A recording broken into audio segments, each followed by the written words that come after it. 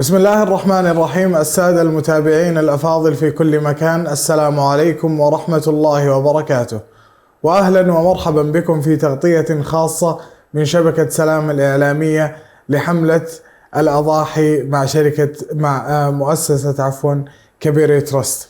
بعد هذا البدء يواجه اللاجئون الإريتريون تحديات هائلة في العثور على مأوى وغذاء وخدمات أساسية في بلدان اللجوء، كما يعانون أيضا من الفقر والتهميش، حتى في بعض المرات من التمييز ويعانون كذلك من التمييز من بعض المجتمعات. وعلى الرغم من الجهود المبذولة والتي تقوم بها الدول المضيفة، إلا أن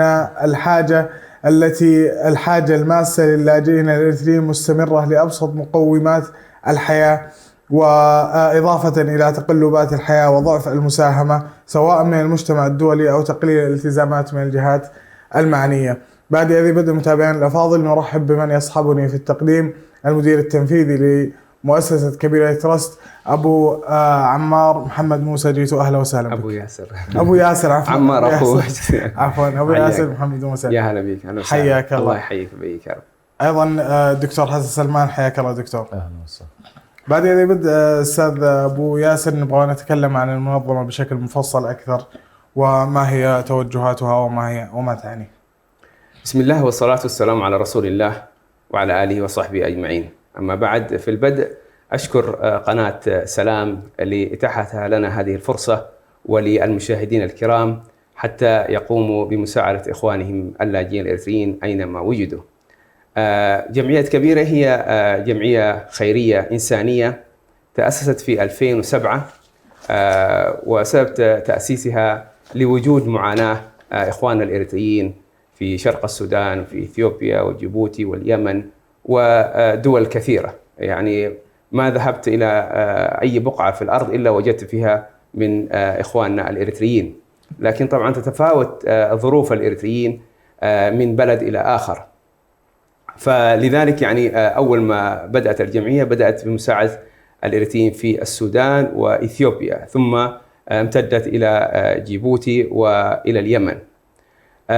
عملنا هناك طبعا هو مساعدة اللاجئين الإريتريين في السلع الغذائية، خصوصا في رمضان وفي الأضاحي، والحمد لله بنينا هناك مساجد، وبرضو نعمل في الكوارث عندما يكون في أمطار وسيول وفيضانات، نساعد الإريتريين وحتى السودانيين كذلك، لأنه لما يأتي مثل هذه الكارثة تأكل الأخضر واليابس، يعني لا تميز بين الإريتري وبين السوداني. لذلك نساعد بل حتى غير المسلمين في السودان الموجودين الإريتريين، نساعدهم، لأنه هذا في النهاية عمل إنساني. عملنا في تغطية، يعني أرسلنا تقريبا 33,000 بطاطين قبل في 2018، وكانت حملة كبيرة ولله الحمد. أخذنا تقريبا 7 كونتينرات حاويات يعني إلى السودان. نعم. وكان فيها من ضمنها البطاطين وأدوات للمستشفيات وأدوية كذلك. فالحمد لله يعني منذ البداية ونحن نعمل بكل ما وسعنا يعني. فهذا هو عملها. تكفل الأيتام كذلك، وبنينا آبار في الهند. عندنا أكثر من 1200 بئر بنينا في الهند، وفي عندنا 3 آبار في السودان، شايف كيف، وبئر في إثيوبيا. كذلك عندنا 5 مساجد في السودان في المعسكرات، وعندنا مسجد واحد في إثيوبيا. فلذلك الحمد لله نحن يعني نعمل ما بوسعنا. بما أنه الآن طبعا موسم الأضاحي، فالحمد لله يعني شغالين في الأضاحي. طبعا للأسف بسبب التضخم الموجود الآن يعني في أزمة سواء في السودان أو في غيرها على إخواننا اللاجئين الإريتريين. فنتمنى من المشاهدين الكرام أن يعني يدعمونا إن شاء الله، ويدعموا إخوانهم في السودان وإثيوبيا وجيبوتي واليمن إن شاء الله.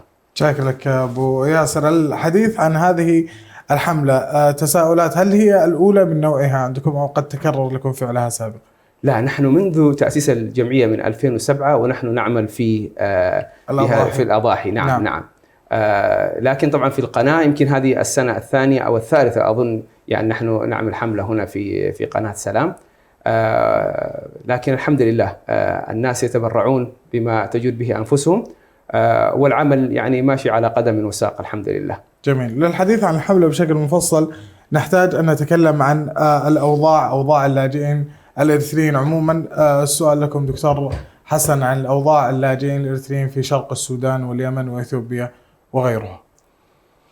الحمد لله رب العالمين، والصلاة والسلام على رسول الله الأمين وعلى آله وصحبه أجمعين. شكرا الإخوة في قناة السلام على اهتمامهم حقيقة بهذا الملف الإنساني، وشكرا كذلك للإخوة في مؤسسة منظمة كبيري. أعتقد أنه من أوجب الواجبات في مثل هذه الظروف التي يعيشها المسلمون وتعيشها كذلك حتى غير المسلمين في هذه المناطق من حالات الحوجة الماسة حقيقة لأبسط مقومات الحياة. عندما نتحدث عن السودان ونتحدث عن اثيوبيا ونتحدث كذلك عن اليمن، لك أن تتصور أنك أنت تتحدث عن 3 بلدان كلها تقريبا تعيش حالة حروب مستمرة أو حالة شبه حروب.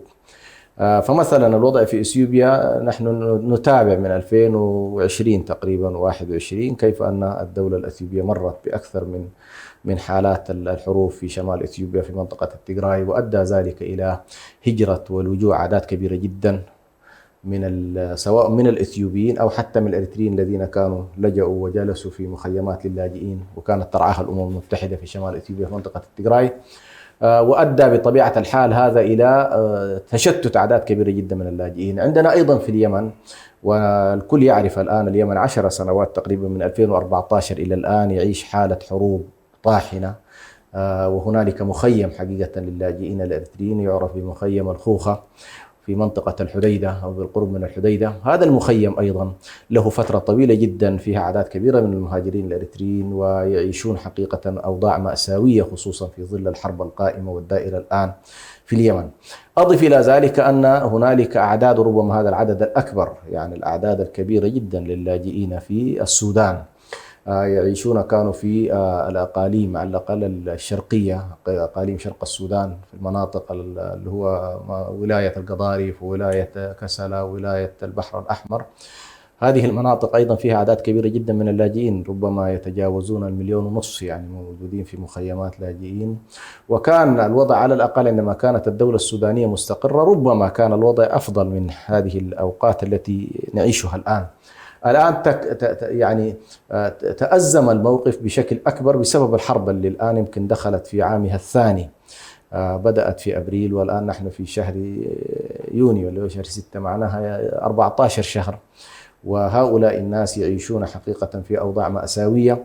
أضف إلى ذلك دخلت كذلك أعداد كبيرة جدا من السودانيين أيضا في هذا الملف نفسه. فيبدو والله أعلم الإخوة في كبيري عندما يعملون الآن في مناطق شرق السودان لا أتصور أنهم سيفرقون بين اللاجئ الإريتري في مخيمات اللاجئين وبين النازح السوداني اللي موجود في نفس الولايات اللي موجودة الآن في شرق السودان. فأنت حقيقة عندما تتكلم عن الملف الإنساني في هذه المنطقة تتكلم الآن عن أعداد كبيرة جدا، فالذين نزحوا فقط من ولاية الجزيرة ولاية الخرطوم يصل إلى 8 مليون شخص، هؤلاء الآن متوزعين حقيقة في هذه المناطق. فحقيقة الملف الإنساني ملف كبير جدا ويحتاج في مثل هذه الأوضاع إلى أن نلفت الأنظار. وأنا حقيقة أحيي الإخوة في شبكة السلام لاهتمامهم بهذا الملف، لأن لاحظت حقيقة مع أن الحرب بدأت في السودان قبل تقريبا الحرب في فلسطين، لكن الإعلام بشكل كبير ربما سلط الأضواء نتيجة المأساة الكبيرة التي تقع الآن على أرض فلسطين وعلى إخواننا في قطاع غزة، نسأل الله يفرج عنهم. فتجد بأن الاهتمام العالمي وحتى كل المنظمات التفت إلى قطاع غزة، ولكنها قد لا تلتفت إلى ملفات شبيهة ومتقاربة بشكل كبير من أوضاع المأساة التي يعيشها حقيقة هؤلاء اللاجئون ويعيشها كذلك النازح في السودان. وربما لاحظنا أيضا حتى الإخوة في السودان نزحوا أو لجأوا أيضا إلى إريتريا، وهنالك ما لا يقل عن 100,000 شخص تقريبا ذهبوا أيضا إلى داخل إريتريا. فأنت حقيقة تتكلم عن أوضاع مأساوية بشكل غير طبيعي. زاد من مسألة الحرب أيضا انهيار العملة، وطبيعي الحروب تفرز بطبيعة الحال تفرز أوضاع. فهنالك إشكالية الإسكان، وهنالك إشكالية الطعام، وهنالك إشكالية انهيار العملة، وهنالك إشكالية الوضع الصحي، وهنالك إشكالية الوضع التعليمي. والوضع حقيقة في هذه المناطق فقط نحن الآن ربما ننظر إلى أنه نحن عندنا ملف الآن، ملف الأضاحي قد يخفف شيء، لكن أنا هنا أريد أن ينظر إلى المشهد ككل، لأنه في النهاية يفترض أنه كبيري بعد هذه الحالة يجب أن تدخل في أحوال أخرى، يعني كيف تسوق أيضا أوضاع ربما إغاثية لنفس هذه المناطق بحيث والله تخفف عن هؤلاء الناس. لكن حاليا المشروع المطروح هو أنه والله كيف نستطيع أن نستفيد من موضوع الأضاحي، على الأقل التخفيف على هؤلاء الناس في هذه الفترة إن شاء الله المحدودة اللي هي فترة العيد. وإذا كان النبي صلى الله عليه وسلم قال في عيد الفطر أغنوهم، يعني كان الطلب بالإغناء في هذا اليوم تحديدا أن يغنوا من المسألة، إن الناس لا نجعلهم يتكففون الناس أو يسألون أو ينشغلون بأكلهم وشربهم عن هذه الفرحة التي ينبغي أن يعيشها كل مسلم. فنفس هذه الأيام أخبر عنها النبي صلى الله عليه وسلم أيضا بقوله هي أيام أكل وشرب وذكر لله. فهذه الفترة أيضا ينبغي أن لا يحرم هذا الإنسان النازح أو هذا الإنسان اللاجئ، يجب أن لا يحرم حقيقة من فرحة العيد، وأن يشاركه إخوانه المسلمون في بقية المناطق هذه الفرحة. حتى بعض البلدان ربما يكون عندها مشكلة في أن تذبح في نفس المنطقة، فتضطر أنت إلى أن تنقل مثلا إلى مناطق الحاجات، فقد تنقل إلى السودان، وقد تنقل إلى اليمن، وقد تنقل إلى إثيوبيا، وقد تنقل إلى جيبوتي. هذه كلها مناطق على كل متاح فيها في تقدير العمل. جميل. عودة إليك أبو ياسر، والحديث عن بعد أن تكلمنا عن وضع اللاجئين في المخيمات، ماذا عن اللاجئين المشردين في أكثر من مكان؟ طبعا الإشكالية لما تتكلم عن اللاجئين، اللجوء أحيانا يختلف من مكان إلى مكان. نعم. يعني عندما تقول مثلا لاجئ في بريطانيا أو في أوروبا عموما غير اللاجئ الموجود في السودان وفي إثيوبيا. نعم. لأنه اللاجئ اللي موجود في الغرب عادة أو في أمريكا في أي مكان في كثير من العالم أنه عنده حقوقه، وهناك الحقوق هذه أنها يعني يوفر له المأوى والمسكن والتعليم. بس عندما نتكلم عن اللاجئين في السودان فيختلف تماما، أو في إثيوبيا أو في جيبوتي في أفريقيا عموما. فهنا تختلف الحسابات وتختلف الوضع في هذه المناطق، بمعنى أنهم هم يعني لا يكفي أنهم هم اغتربوا تركوا بلدانهم ووطنهم وأهليهم، إلا أنهم برضو يعانون من عدم وجود المأوى والمأكل والمشرب. فلا تتوفر هناك المشكلة الكبرى التي يعانون منها اللاجئين في السودان وفي إثيوبيا وفي جيبوتي، بشبه يعني أشبه ما يكون بالسجن المفتوح زي ما يقولوا. شايف كيف؟ يعني ما في طريقة إنه يعمل. أنت لاجئ، فإذا أنت تكون هنا في الصحراء. أنا أقول لهم الإخوة عندما يتكلمون عن اللاجئين الموجودين في أنا لا أريد أن أسمي بلد بعينه، لكن عندما يقولون مثلا لاجئين في البلد الفلاني أو هناك، فأقول لهم يا أخي أنتم يعني لم تروا اللاجئين الإريتريين في شرق السودان أو في جيبوتي. شفت كيف؟ أنا هذه الدولتين اللي شفتهم. يعني أنا شفت في إثيوبيا للأسف ما تمكنا نروح للمعسكرات، لكن ذهبنا إلى القرى هناك حتى التي بنينا فيها مسجد. عموما ماذا أريد أن أقول؟ أنه الوضع مأساوي في المعسكرات الموجودة في السودان وفي جيبوتي. لماذا؟ لأن هناك لا يوجد هناك يعني اللي هو أبسط مقومات الحياة. يعني لا يوجد هناك لا حنفية. الآن نحن الحمد لله توفرت لدي هذا الماء بكوب وماء نظيف، لكن هناك لا حتى يعني يحصل على ماء مش نظيف، حتى الماء العادي اللي هو يعني مش انك انت تشرب منه، حتى انك انت يعني تستخدمه لاستخدام اخر، لاستحمام شو اسمه، ترى نفسك انه كيف استخدم هذا الماء يعني، فما بالك يعني للشرب يعني وللاكل. فهناك حتى هذا الماء يحتاج الى ان يسافروا مسافه يعني لا تتصور، يعني يمكن 3 كيلو 4 كيلو مشيا بالاقدام حتى يحضروا هذا الماء. انا والله يستوقفني موقف دكتور حسن، يعني لما كنا في احد المعسكرات في السودان، فوجدنا ونحن ماشيين في الطريق يعني فكان في استراحه، فقلنا لهم يعني ماذا تفعلون؟ قالوا نحن ناخذ هنا ماء. فقلنا هذا ماء ايش هذا؟ قالوا هذا ماء للشرب. وطيب قالوا لا، نحن الماء الاستخدام الاخر في مكان اخر، بئر اخر ما نستخدم، لانه هذا ماء نظيف فنستخدمه للشرب فقط. شايف كيف؟ بينما الحوجه يعني الحاجات الاخرى للغسيل وكذا يذهبون مكان اخر يعني كمان 2 كيلو ثاني. فمقصدي شوف المعاناه اللي بيعانوا منها، يعني ليس مش انه انا ما اقول لك انهم يروحوا بالحمير او انه عندهم يعني سوائل المواصلات هذه مقطوعه طبعا للاسف الشديد، لانه معظمهم اصلا هم فقراء يعني، فجايين من بلد الى بلد مهجر، فوجدوا نفسهم من هناك مقطوعين. هم اعتقدوا انهم هم رايحين الى وضع افضل او حاله يعني افضل من اللي هم كانوا عليها، لكن وجدوا انفسهم يعني ما بين زي ما يقول ايش يعني، لا يستطيعوا ان يذهبوا الى الامام ولا يستطيعوا ان يرجعوا الى موطنهم يعني. لذلك يعني الوضع هناك يعني مأساوي جدا. وصدقني يعني كما يقول المثل: ليس من رأى كمن سمع. يعني الآن ممكن الناس يسمعون يعتقدون أنه هذا يعني شيء من الخيال. يعني هل معقول أنه في يعني حتى الفيديوهات على فكرة أو التصوير تجمل هذا الشيء، وإن كان هو صحراء ووضعهم صعب، لكن لما تجي في التصوير الوضع يعني أجمل بكثير مما هو عليه الحال. يعني تخيل أنت حرارة الشمس الموجودة اللي هناك، شايف؟ صحيا ما في أطباء، ما في أدوية، فهم يعني صدقني يعيشون في حالة من اليأس، يعني انقطع بهم السبل صراحة. فلذلك نحن هنا يعني زي ما نقول عنوان البرنامج هنا: أضحيتك أجر وفرح. فنتمنى من كل من يشاهدنا ويسمع هذه القناة المباركة أن يعني يتصل بالرقم المتاح في القناة ويتبرع، أو حتى يعني يشارك معنا هذا البرنامج يعني. نعم، الأرقام السادة المشاهدين بتكون ظاهرة أمامكم في الشاشة لمن يرغب بالمشاركة، والمشاركة مفتوحة للجميع. طيب دعنا نتكلم عن غلاء المعيشة في ظل هجرة أصحاب الأموال. غلاء المعيشة، أنتم كبريترست تحتاجون أنكم تشترون هذه الأضاحي.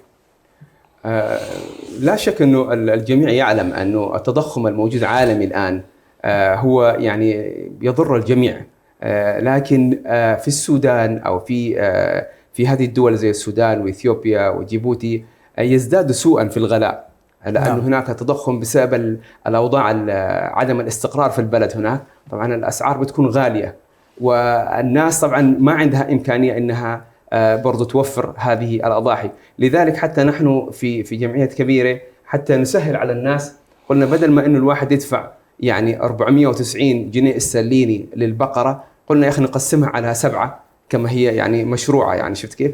فإذا يسهل على الإنسان إنه يدفع 70 جنيه استرليني، شايف كيف؟ ويكون يعني ضحى وفي نفس الوقت يعني كسب الأجر وأدخل الفرحة على هؤلاء المساكين.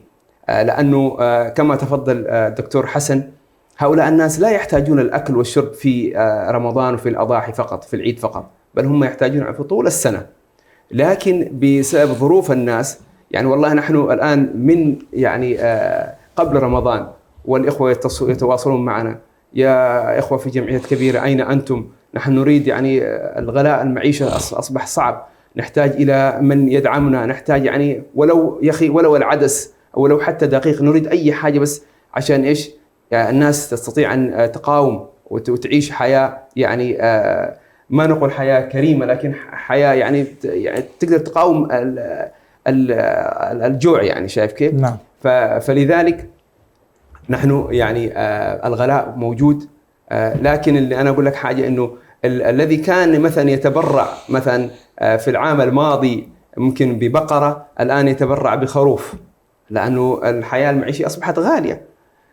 لكن لا يعدم الخير. نعم. الخير ما زال موجود في أمة محمد صلى الله عليه وسلم. فنتمنى من الإخوة المشاهدين كما قلنا: أضحيتك أجر وفرح، أن يتبرعوا ويساهموا وينشروا هذا الخير، يعني حتى الدال على الخير كفاعله. نعم. إذا أنت ما تستطيع فلعله جارك أو صديقك أو من تعمل عنده قد يساعد هؤلاء إخواننا. والله سبحان الله يا أخي أبو ليلى، نحن في بريطانيا عندما نرى الجمعيات يعني من أكبر جمعية إلى أصغر جمعية يعملون صدقني لدول عديدة. كما تعلمون الآن يعني أزمة غزة لا يخفى على أحد، ونحن كلنا مع غزة قلبا وقالبا. ما في شك إنه غزة هذه قضية الأمة، شايف؟ لكن مع هذا لكن ما يمنع إنه برضو يعني يلتفتوا قليلا إلى الشعوب الأخرى كإريتريا. يعني مثلا أقل الدول اللي تجد مساعدات من الجمعيات الخيرية هي الإريتريين الموجودين في المعسكرات. لأنه سبحان الله معظم الناس يلتفتون إلى الأخبار. نحن الآن للأسف الشديد إذا نظرت في القنوات، معظم القنوات الإخبارية لا تجد قناة مثلا يعني تذيع عن قضية اللاجئين الإريتريين كما يذيعون للجمعيات الأخرى أو للدول الأخرى. شايف الآن عندك كما تعلم إنه في سوريا وغزة واليمن، شايف كيف، وكثير من الدول الآن في حملات موجودة، لكن للأسف للإريتريين نحن يعني مثلا في بريطانيا ما رأينا مثلا الآن في الأضحية هذه بالذات. في الأضحية أنا أقول لك يعني يمكن في رمضان كان يعني طبعا عندنا 3 تقريبا جمعيات خيرية يعملوا في نفس المجال، لكن لا يكفي والله الجمعية. نحن نحتاج إلى يمكن لا يقل عن 10 جمعيات حتى تغطي هذه المنطقة. أقل حاجة 10 جمعيات تعمل في هذه المنطقة ممكن تغطي نوعا ما، يعني حتى ما أقول لك أنها تغطي، لأنه كما ذكر الدكتور تتكلم على 1,000,000 لاجئ. فنحن بإمكانياتنا كل الجمعيات الموجودة الآن 3 أو 4 جمعيات لا تستطيع أن تغطي هذا 1,000,000 لاجئ في أماكن متفرقة. نعم. مثل نعم أكثر من 1,000,000 فقط في السودان. أكثر من 1,000,000 في هذا بغض النظر عن اليمن هذا غير اليمن، غير اثيوبيا، غير جيبوتي. هذه فمثل هذا الرقم يحتاج إلى عدد كبير. هذا فقط الآن نتكلم عن الإريتريين، يعني ما أدخلنا. وطبيعة الحال أنا ذكرت بأن عندما تتحرك في شرق السودان لا يمكن أن تنظر فقط إلى الإريتري ولا تنظر إلى الآخرين. هنالك الآن مثلا ولايات شرق السودان مليئة جدا بالنازحين من السودانيين الذين جاءوا من الجزيرة، جاءوا من الخرطوم. فأنا في تقديري التحدي كبير جدا أمام الإخوة الآن في كبيرة وفي بقية على كل المؤسسات الخيرية التي ستعمل في هذه المنطقة. لا أتصور مهما كانت جهودها أنها تستطيع فعلا أن تغطي احتياجات هؤلاء الناس لكبر العدد يعني. أي كبر العدد. نعم. جميل. العديد من المخيمات في السودان وإثيوبيا وجيبوتي تعاني من ظروف معيشية قاسية وأوضاع إنسانية صعبة. دكتور حسن، لو تكلمنا، ما هو الواجب الإنساني على الفرد المسلم تجاه الإخوة اللاجئين في المخيمات؟ هو على كل هذه الدنيا ودار ابتلاء، لا بد أن نستحضر هذا المعنى. نعم. يعني ليبلوكم أيكم أحسن عملا، والبلاء بطبيعة الحال فهو يأتي أحيانا في صورة الخير وأحيانا يأتي في صورة الشر. نعم. ونبلوكم بالشر والخير فتنة. يعني على كل قدر الله سبحانه وتعالى أن هذه المنطقة ابتلاءها الآن في هذه اللحظة التاريخية أنها تبتلى بالحروب وتبتلى بالشرور على كل في هذا الاتجاه، قتلا ونهبا وسلبا واغتصابا. في إشكالات كبيرة جدا تمر بها هذه المنطقة، ولسنوات طويلة جدا للأسف الشديد منطقة القرن الأفريقي لم يكتب لها استقرارا طويلا. يعني في أقصى أحوالها يمكن أن تستقر فيها دولة ودولتين، لكن بقية الدول تجد أنه والله تدخل يعني في متاهة. قبل فترة يعني بدايات التسعينات عانى الشعب الصومالي، وربما لاحظ الناس أزمة الصومال تحرك العالم كله وقتها لموضوع الصومال والحروب داخل الصومال. ثم بعد فترة جاءت أيضا الأوضاع في إريتريا 98 2000 حرب الأثيوبية الإريترية. ثم أيضا جاءت أخيرا أيضا 2021 جاءت أيضا الحرب الداخلية في أثيوبيا.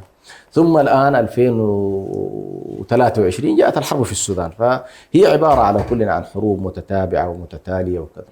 هنا لا نستطيع الآن للناس أن نقول والله الشعوب قد لا تكون عندها القدرات لأن والله توقف الحرب، ولكن قد يكون عندها القدرة أن تخفف من تداعيات وآثار الحروب. هذه الآثار التي تمس البسطاء الذين لا ناقة لهم ولا جمل في كثير مما يجري من صراعات. يعني كثير من الناس تجد ربما آخر اهتمامه أن يعرف من هو الذي يحكم مثلا السودان أو من الذي يحكم إريتريا أو من الذي، يعني كثير من الناس يهمه إن والله يخرج الصباح ليضرب في الأرض ويأتي بقوت عياله ويساهم على الأقل في الحد الأدنى من هذا الجانب. على كل هذه الشعوب الآن تعاني بشكل كبير جدا. وحقيقة أنا الآن عندما أتكلم خاصة عن شرق السودان أعرف تماما هذه المناطق التي ذكرها الشيخ، يعني كيف تعيش هذه المناطق، مناطق مغلقة. وكانت فترة حتى عندما كانت تشرف عليها الأمم المتحدة لم تكن الاحتياجات كما ينبغي، لا على مستوى التعليم ولا مستوى الصحة ولا على مستوى لم تكن متوفرة. أيوه. أضف إليها الآن جاءت أيضا مشكلات السودان نفسه. يعني زمان على الأقل السودان برضو قد يكون يساهم بشكل أو آخر في معالجة معاناة الناس. اليوم أكاد أقول لك سنة كاملة هنالك من المعلمين ومن موظفي الدولة والله الواحد منهم يتواصل معك فقط ليقول لك أنا والله عندي 3-4 أيام ما دخل بيتي شيء، إلى هذه الدرجة. يعني أنت المعاناة كبيرة جدا. وبالتالي هنا يأتي السؤال: ما هو دور المقتدرين على الأقل، أو الذين لهم فائض من مال أو فائض من قوت؟ أو النبي صلى الله عليه وسلم في بعض الفترات كان يتكلم عن ما فاض. صحيح في الإطار الطبيعي، في الوضع الطبيعي يحدد لك نسبة معينة، يقول لك والله عليك أن تخرج زكاتك، عليك أن تخرج الأضاحي، عليك أن تخرج يعني في الصيام مثلا من فطر صائما. لكن أحيانا يكون الموضوع والله أكبر من ذلك، أن يكون التعامل بمنطق إنه والله من كان له فضل ظهر فليعد، فضل زاد فليعد به على من لا زاد له، من كان له فضل ظهر فليعد. يعني أنا في تقديري قد تكون الحالة الطبيعية شيء والحالة غير الطبيعية شيء آخر، وبالتالي على المستمعين أن لا يتعاملوا مع الأحداث التي نتكلم عنها بمنطق بمنطق الزائد فقط. يعني إنه والله أنا عندي شيء لا، يجب أن تنظر إذا كان بالإمكان أنك والله تساهم ب100، يجب أن لا تساهم ب50. إذا كان بإمكانك أن تساهم ب50 يجب أن لا تنتقل إلى 10 و20. لا، هذا الحد اللي مفروض نحن إن شاء الله نتعامل معه. فالحاجات كبيرة حقيقة، الحاجات كبيرة جدا، والرسائل مؤلمة، الرسائل التي تصل حقيقة من الناس مؤلمة. فمن الناس من هو يعاني. يعني قبل فترة سبحان الله وصلتنا مثلا رسالة من امرأة مريضة، سبحان الله حاولنا نعلن لها في صفحات الفيس، بس ما أخذنا ربما 8 ساعات وإذا جاءنا الخبر أنها توفيت. الموضوع خلاص. فلسنا في ساعة حقيقة، لسنا في ساعة. على مستوى الأوضاع الصحية الأوضاع مأساوية جدا، على مستوى الوضع المعيشي كذلك، الأكل والشرب نفسه اليوم ليس سهلا. وربما حقيقة أنا يمكن في رمضان حاولت أن أجرب بعض السلال الغذائية. يعني السلة أنت يبعث لك شخص مثلا $100 ومع ذلك ترسلها ما تفعل شيء. صحيح. ما تفعل شيء مع التضخم الذي نراه. فحقيقة ما يجب في هذه اللحظة حاليا نحن نتكلم عن الأضاحي. أنا أقول من كان قادرا على أن يضحي له ولأولاده ثم يتبرع بشيء آخر هذا جيد. ما استطاع أن يضحي لنفسه وأن يرسل، فالإبقاء على حياة الآخرين أولى من أنك أنت تعيش حالة من الفرحة والترف في منطقة ربما لست ما شاء الله أنت تأكل اللحم العام كله، ولكن هؤلاء ربما لا يذوقون اللحم إلا في هذه الفترات. فأول شيء نحن الآن نؤكد على أن الناس بقدر المستطاع، يعني هي صحيح على قولين أنهم الفقهاء منهم من ذهب إلى وجوب الأضحية ومنهم من ذهب إلى سنيتها، لكن في مثل هذه الأحوال تتأكد بشكل كبير جدا أن حتى الذي مثلا يرى لا هي والله ذبح عنه النبي صلى الله عليه وسلم فلا يريد أن يذبح، لا نقول له والله هذا الظرف الذي أنت فيه أن تذبح وترسلها لهؤلاء الفقراء فإن لك بها إن شاء الله أجرين: أجر الأضحية وأجر أنك أسهمت في يعني في أن تدخل الفرحة على من يستحق الفرحة وعلى الذين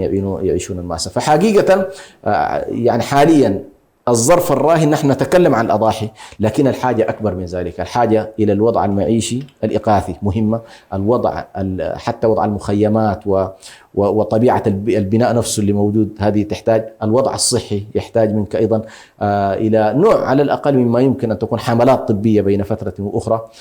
كل ذلك حقيقة مطلوب. أضف إلى ذلك أيضا بدل أن نفكر في منطق الإغاثات المتقطعة أيضا فكرة أن أنت والله فكرة الإغناء للأسر. ما هي البرامج التي يمكن أيضا أن تحول بعض الأسر إلى أسر تعمل وتشتغل بدل أن تكون أسر تنتظر منك في كل فترة أن تقدم لها. كل هذه حقيقة فرص متاحة ويمكن للناس إن شاء الله يتعاملوا بها. ولكن حاليا نحن نتكلم عن أناس متواجدين في مناطق مغلقة وينتظرون أن والله في هذه اللحظة تأتيهم على الأقل ما يساعدهم في فترة العيد إن شاء الله، وهذا الواجب. شكرا لك دكتور حسن. عودة إليك أبو عمار، لمن أراد التبرع كيف الآلية، ما هي طريقة التواصل معكم؟ لمن أراد التبرع طبعا في القناة بيكون في رقم الحساب، وفي تواصل على الواتساب، وفي عندنا موقع اللي هو الإلكتروني، فلو يدخل على الموقع الإلكتروني يستطيعوا أن يعني يتبرعوا من أي مكان في العالم. الموقع الإلكتروني اللي هو www.kabiratrust.uk.org. جميل. www.kabiratrust.org. إن شاء الله الإخوة ينزلوا في نعم أصبح ظاهر أمام المتابعين في الشاشة. طيب ناخذ اتصال من الجمهور، نقول ألو السلام عليكم. الو السلام عليكم. وعليكم السلام. حياك الله استاذ الكريم، شرفني باسمك.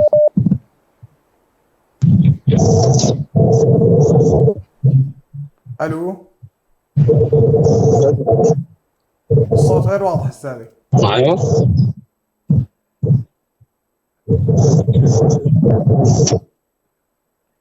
تفضل نحن نسمعك استاذي، تفضل. السلام عليكم. وعليكم السلام ورحمة الله تسمعني؟ وبركاته. نعم نسمعكم استاذي، حياك الله. يا هلا بكم، كل عام وانتم بخير. اهلا وسهلا وانتم بخير وصحة نحن وسلامة. شرفنا باسمك استاذي. الشبكة عندنا بس الشبكة عندكم كيف؟ حس الآن الصوت واضح. نعم الصوت واضح، تفضل حياك الله. حياكم الله. كل عام وانتم بخير. السلام عليكم ورحمة الله وبركاته. نحن اخوان في السودان، في شرق السودان. الحمد لله رب العالمين الذي بلغنا هذا الشهر الكريم، ونحن على اعتاب يوم الاضحى المبارك ان شاء الله ويوم العرفه، ونسال الله لنا ولكم السداد والتوفيق باذنه تعالى.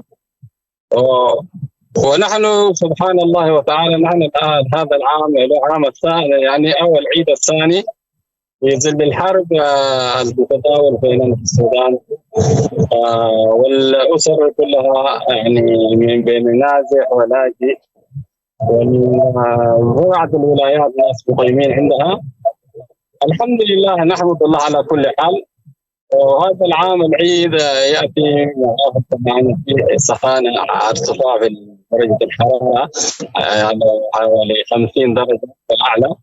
فالمساكين موجودين كثار خاصة في المضاحي، خاصة اللاجئين المقيم في معسكرات اللجوء، يعني ما أقل يعني من 190 إلى 100,000 لاجئ متوزعين في شرق السودان.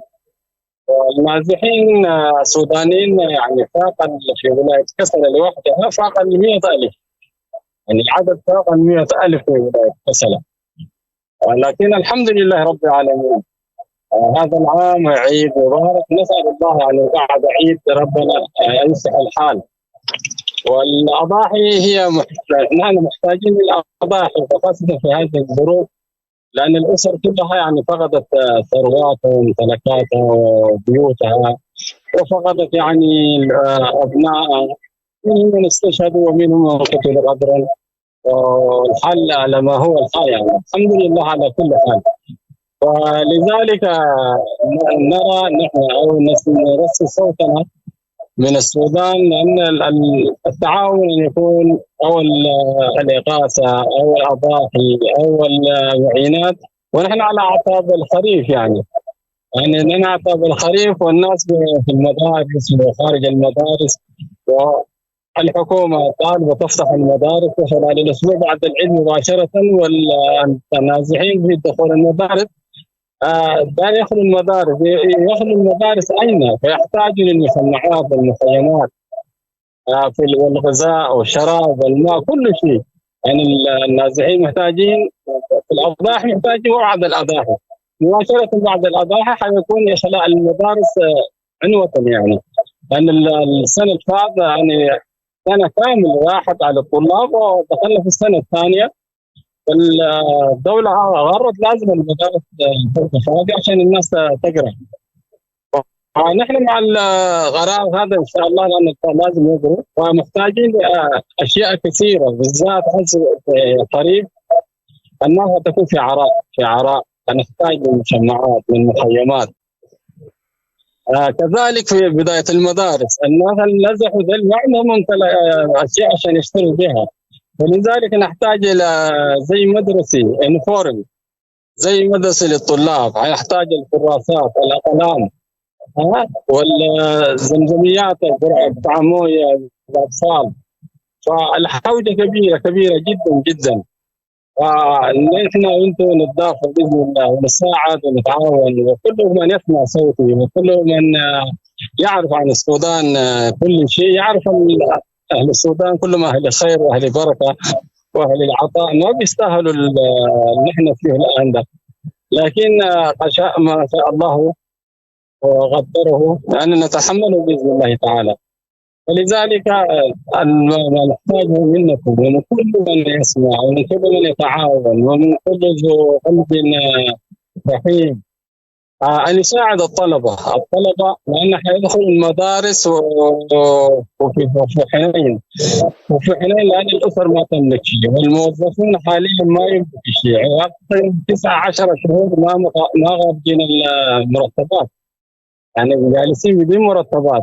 الموظفين كلهم والمعلمون كذلك، يعني ما عندهم مبلغ وهيتطوعوا ويقرروا يعيدوا المدارس من جديد. فلذلك التعاون لابد، الإغاثة للمعلمين خاصة الأسر المعلمين، أسر الشهداء. فالحوجة كبيرة. فالله يعيننا ويعينكم ويسدد الله خطانا وخطاكم بإذن الله تعالى. لك أستاذ الفاضل، شكرا لهذه المداخلة، كلام طيب ومثري ومعلومات مهمة. شاكرين لك هذه المداخلة وعاود الاتصال بنا مرة أخرى. بارك الله فيكم. أحسن الله إليك، شكرا لك. طيب نعود إليكم أبو ياسر. تكلم الأخ الفاضل عن المشاكل على الصعيد التعليمي، ما قولكم في هذا؟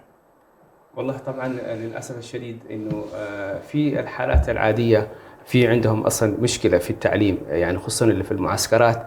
يعني حتى المعلمين عشان يذهبوا إلى المعسكرات لا يجدوا يعني مثلا الأشياء اللي هي البسيطة اللي يجدها مثلا في ولاية كسلة أو في الخرطوم. أولا يجد نفسه أنه هو منقطع تماما. احنا آخر مرة كنا في أحد المعسكرات اللي هي في واد شريفي، فوجدنا هناك يعني كأنهم بنوا زي المدرسة كذا، فقلنا يعني ليش ما يدرسوا الأطفال؟ قال لم نجد معلمين. المعلم يأتي إلى هنا يكون منقطع عن أهله وما يجد يعني تعود على أنه مثلا في الخرطوم وفي كسلة يعني بعد التدريس عنده إيش يعني يذهب إلى أصدقائه وفي الحياة اللي هي المدنية الاجتماعي يعني فيجد هنا نفسه أنه هو إيش يعني ما في يعني زي ما قلنا ذكرنا أول بأقل مقومات الحياة. فلذلك المعلم أول شيء غير أنه هو أصلا راتبه أو قد يكون أحيانا متطوع حتى، يعني ما في رواتب كما ذكر لك يعني. فهذه إشكالية. الآن إيش اللي يصبح أنه الجيل هذا القادم هذا كله يكون إيش جيل غير متعلم بسبب أنه لا يوجد التعليم. فهنا إشكالية. طبعا الآن كما تعلم أنه الآن خرطوم في أزمة، فالناس هي كلها تنزح إلى كسلة، وكسلة لا تسع لهذا العدد الكبير هذا. نعم. الآن كل البيت بدل ما كان يعني يأوي 5 أشخاص من أفراد الأسرة، الآن ما بين 15 إلى 20. نعم. لأنه ما عندهم مأوى، بل أصبحوا يعني يستخدموا المدارس حتى تكون إيش مأوى لهم، سكنا لهم يعني في ظل هذه الأزمة الموجودة الآن في السودان يعني. فلذلك هي يعني كما ذكرنا سابقا يعني أنه المشاكل يعني تتكرر انه في التعليم وفي الصحة، لأنه في تكدس في العدد، فلا يستطيع الطبيب أن يرى كل هذا. حتى لو يعني مثلا استطاع أن يكشف عليهم لا يتوفر لديهم الأدوية. الدواء قد يكون في إشكالية بسبب أنه البلد أصلا مغلق الآن. شايف ما في الأدوية اللي كانت تأتي مثلا في الغالب الأدوية كانت تأتي من مصر. شايف فالآن يعني من مصر يعني صار في صعوبة. سبب غلاء الحياة برضو الأشياء الآن المواد الغذائية تأتي من الإمارات كما أخبروني يعني شفت كيف، بعضها تأتي من السعودية. فهذا خلى الأشياء يعني طبعا أغلى بكثير، بما إنه حتى الميناء يعني ما في إتاحة زي أول، الفرصة إنها تدخل المرونة ما أصبح زي أول يعني. فلذلك هي الأمور كلها معقدة للأسف الشديد يعني. جميل، شكرا لك أبو ياسر. المتابعين الأفاضل، تظهر أمامكم الآن على الشاشة أرقام حسابات التبرع لحملة الأضاحي لمؤسسة كبيري تراست. طيب دعنا إذا نتكلم عن حملات الإغاثة عموما. هل هنالك حملات إغاثة بشكل عام متواجدة في هذه الأماكن بكثرة أم هي نادرة؟ والله هي طبعا موجودة هي، لكن في الفترة الأخيرة بسبب الأزمة، لأنه في صعوبة حتى في أنك أنت ترسل المبالغ هذه. طبعا كنا نعاني منها يعني في الفترة الأخيرة. شايف، إلا أنه الحمد لله قبل رمضان بشيء بسيط وجدنا يعني أن الأمور تسهلت، لأنه السيولة أصبحوا الشركات اللي هي البنوك اللي يقول لك في مشكله في السيوله اصلا، كان في معاناه، لكن الحمد لله بفضل الله يعني قبل رمضان يعني تقريبا ب3 أسابيع توفرت لديهم هذه السيوله يعني.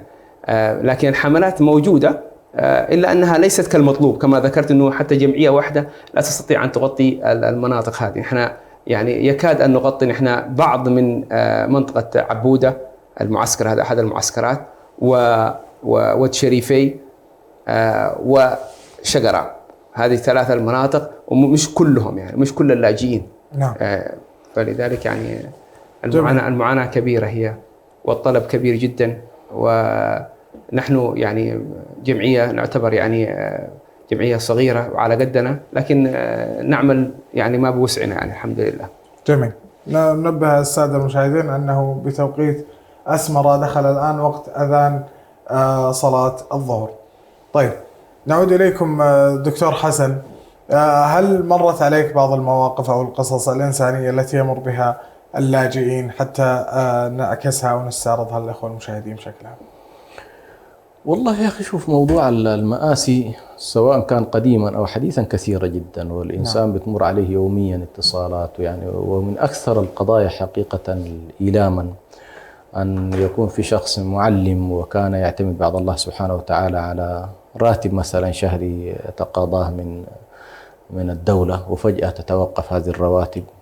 ليست فقط المعلمين لكن كنموذج يعني، وإلا اليوم الدولة السودانية في كثير من مواقعها لا تستطيع أن تغطي، بل كل أمورها ربما اتجهت إلى ميزانيات الحرب كما يقولون، وبالتالي المؤسسات المدنية تعاني إشكالات كبيرة جدا. في مثل هذه الأوضاع المجتمع يحتاج إلى أنه والله يقوم بأدواره، وهذه طبيعة المجتمع المسلم سبحان الله تاريخيا، أنه ليس مجتمع دولة.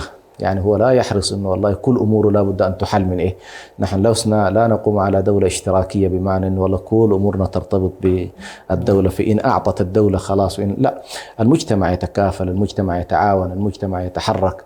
فعلى مستوى حقيقه الان انا من بدايات الازمه تمر علي حقيقه بحكم ايضا تواجدي في السوشيال ميديا بشكل لا باس به، فكثيرين يتواصلوا ويحكون اشياء حقيقه لا تصدق، أن تكون هنالك أسر محترمة ولها وضعها الاجتماعي وإمكانات المالية، فجأة يقول لك والله نحن الآن ساكنين في المدرسة الفلانية.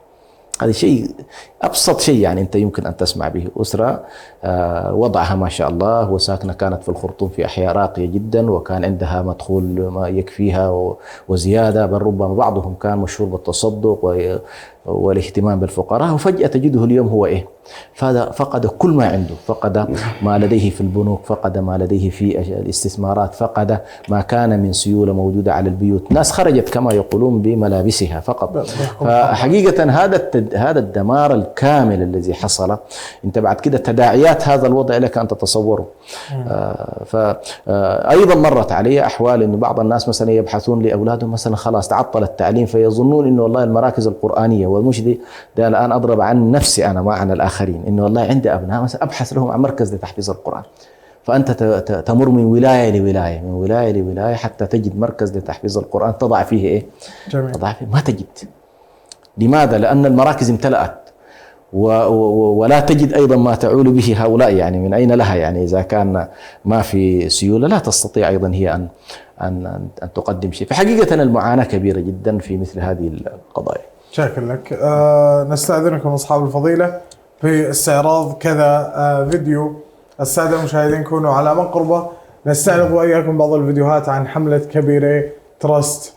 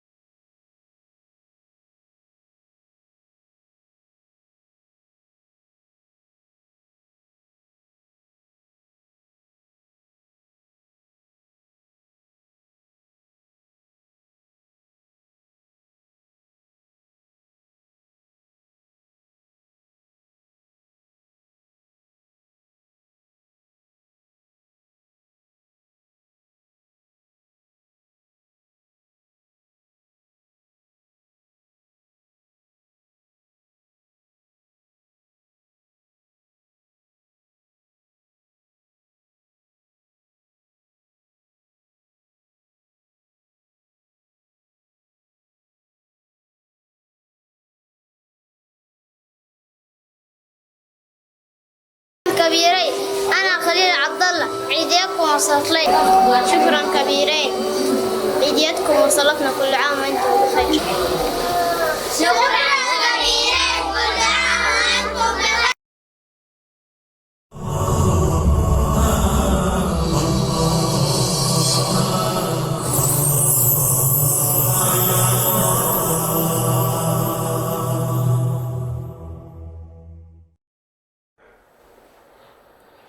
يقول رسول الله صلى الله عليه وسلم: ما نقصت صدقة من مال وما زاد الله عبدا بعفو إلا عزا. أضحيتك أجر وفرح. تحت هذا الشعار انطلقت مؤسسة كبيرة ترست لتوفير أكبر عدد من الأضاحي لإخواننا اللاجئين في كل مكان.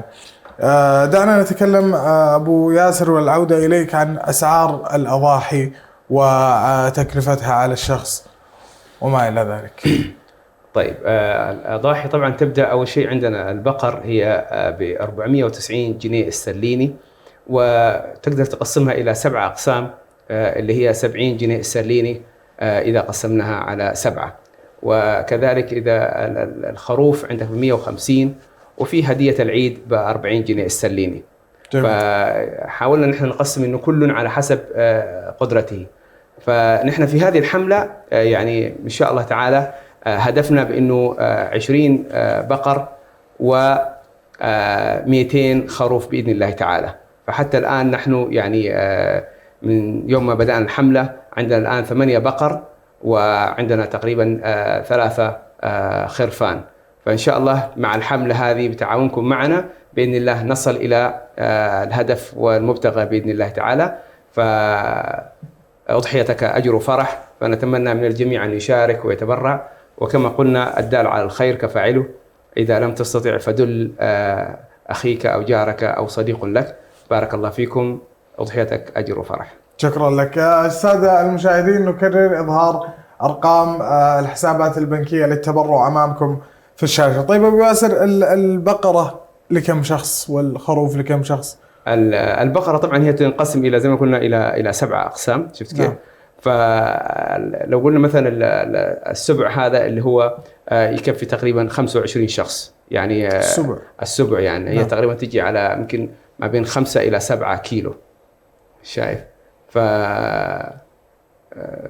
فإن شاء الله طبعا زي ما تعرفون إنه هناك في السودان أصلا ما في يعني أو في المعسكرات ما في ثلاجات، لذلك يعني هو مش إنه حيقعد 2 3، يعني هم يعني يستلموا اليوم ويطبخوا اليوم، وإذا قدروا ممكن اليوم الثاني، وبعد كده خلاص ما في طريقة، مش زي عندنا مثلا لا يدوم طويلا يعني. لا يدوم طويلا. لا يدوم طويل، لأنه مع الحر الموجود اللي هناك إلا أنهم يعني ينشفوه زي ما بيقولوا عندنا قانطة زي كذا تنشيف. هذا ممكن يستفيدوا منه يعني، وإلا في الغالب الناس يعني ما يصدقوا أصلا إنهم يحصلوا يعني خروف، شايف كيف، أو لحم. نعم. يعني كما ذكر الدكتور يعني والله استوقفني يعني قبل سنتين قبل الأزمة. إذا تأذن لي قبل أن أستوقفك معنا اتصال. تفضل.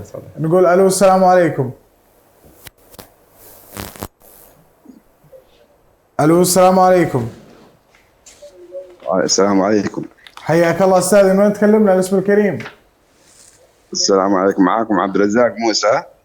أهلا وسهلا بك. من تكلمنا أستاذ عبد الرزاق؟ أهلا وسهلا. كل عام وأنتم بخير لجميع الإخوة والقائمين على الحملة والقائمين على القناة. نسأل الله سبحانه وتعالى عام خير وبركة، وينعاد علينا وعلى الأمة الإسلامية بالخير، ويجعله عام يقاس فيه الناس. أنا أتبرع ب70 باوند. أستاذ عبد الرزاق، وكتب الله أجرك، وما نقصت صدقة من مال، والله يجعلها في موازين حسناتك. معنا الأستاذ ولا راح؟ السلام عليكم، جزاكم الله خير. حياك الله، أهلا وسهلا. متابعينا الأفاضل، كونوا على مقربة، فاصل قصير ونعود إليكم، فابقوا معنا.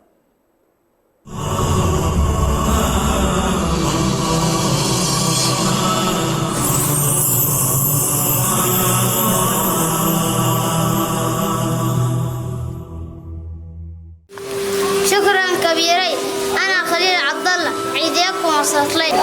شكرا كبيرين، عيديتكم وصلتنا، كل عام وانتم بخير.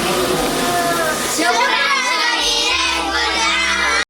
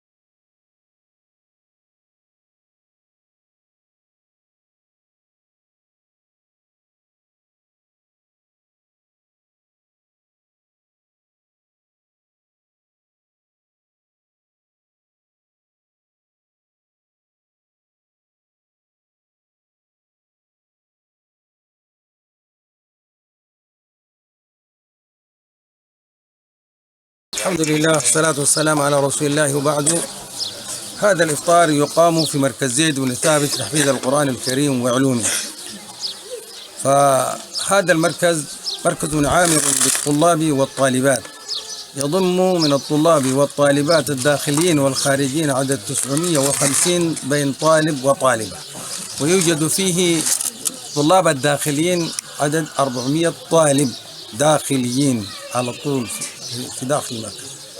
وهذا المركز يحتاج فعلا كبقية الخلاوة إلى دعم مادي، لأن الحالة في السودان كما هو المشاهد حالة ضيقة على أهله بسبب الحروب وضيق المعيشة الذي كان قبل ذلك. فنسأل الله سبحانه وتعالى أن يتقبل من هؤلاء الذين يقدمون هذا الإفطار. آمين. اللهم تقبل منهم. آمين. اللهم بارك فيهم. آمين. بارك في أموالهم وأولادهم. آمين. واحفظ اللهم دينهم يا رب العالمين. آمين. وتقبل منا ما صمنا وما قمنا. آمين. واغفر اللهم لجميع المسلمين. آمين. اللهم انصر أمة الإسلام ووحد كلمتهم واكفيهم شر الدنيا والآخرة. آمين. اللهم أمن السودان. آمين. اللهم أمن السودان وانصر إخواننا في فلسطين. اللهم سددهم يا رب العالمين واهزم عدوهم. وصلى الله وسلم على سيدنا محمد وآله وصحبه والحمد لله رب العالمين.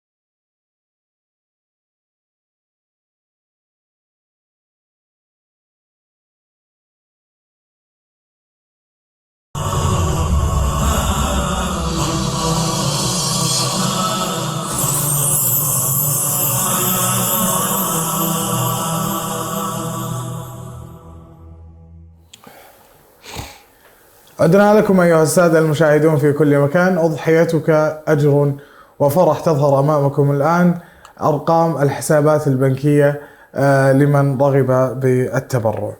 طيب، العودة إليكم دكتور حسن. ما هي نسبة تأثير هذه الحملات في أماكن اللاجئين عموما؟ والله لو أردنا أن نعمل نسبة وتناسب ما بين ما يتاح من مساعدات وما بين الاحتياجات، أنا أتصور بسيطة جدا. نعم. بسيطة جدا، وخصوصا في ظل اتساع حجم المحتاجين، وفي ظل اتساع أيضا الفجوة الآن داخل المجتمع السوداني نفسه. يعني أنت الآن أمام مجتمع لاجئ إلى مجتمع نازح. يعني أنت حالة السودان فيها نزوح وأنت في حالة لجوء. ففي مثل هذه الأحوال أتصور بأن المسألة إذا كان والله في السابق أنت والله مثلا تغطي 10% من احتياجات هذه المخيمات، أنا أتصور الآن لو اشتغلت كبيري بكل ثقلها ومعها منظمات أخرى، لا أتصور أنها يمكن أن تصل إلى 20% من الاحتياجات صحيح. الكلية لهؤلاء. لكن كما تفضل الشيخ، على الأقل أنت في يوم العيد، في هذا اليوم تساهم مع الناس بما يجعلهم يشعرون بأن هذا عيد. يعني هذه المسألة المهمة. يعني على الأقل الناس في مثل هذه الأعياد، النبي صلى الله عليه وسلم قصد فكرة الإغناء في اليوم هذا. نعم. يعني قصد فكرة أن الناس لا تنشغل في أعيادها، وهو نسك من المناسك، والمناسك هي ساحة للتعبد، ساحة لذكر الله، ساحة لاستشعار شكر الله سبحانه وتعالى والثناء على الله بنعمه.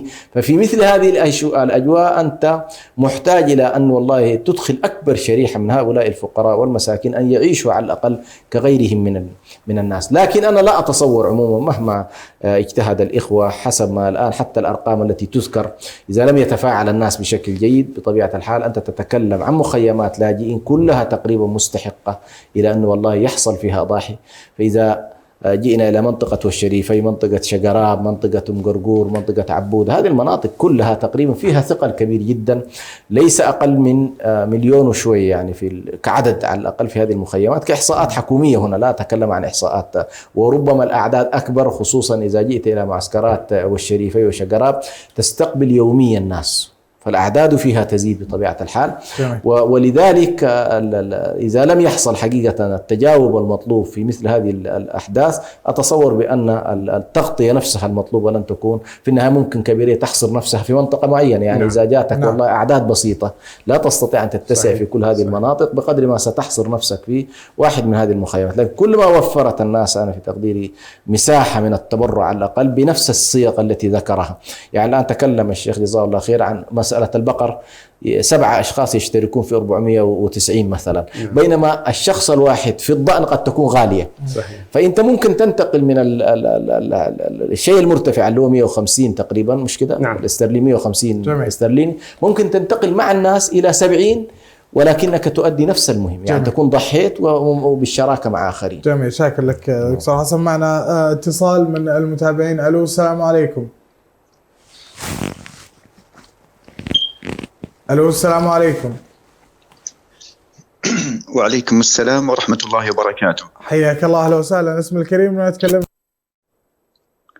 الله يحفظكم، أخوكم عباس الديلمي من لندن. حياك الله، أهلا وسهلا. الله يحييك يا أخي الكريم، وبارك الله فيكم. حياك الله.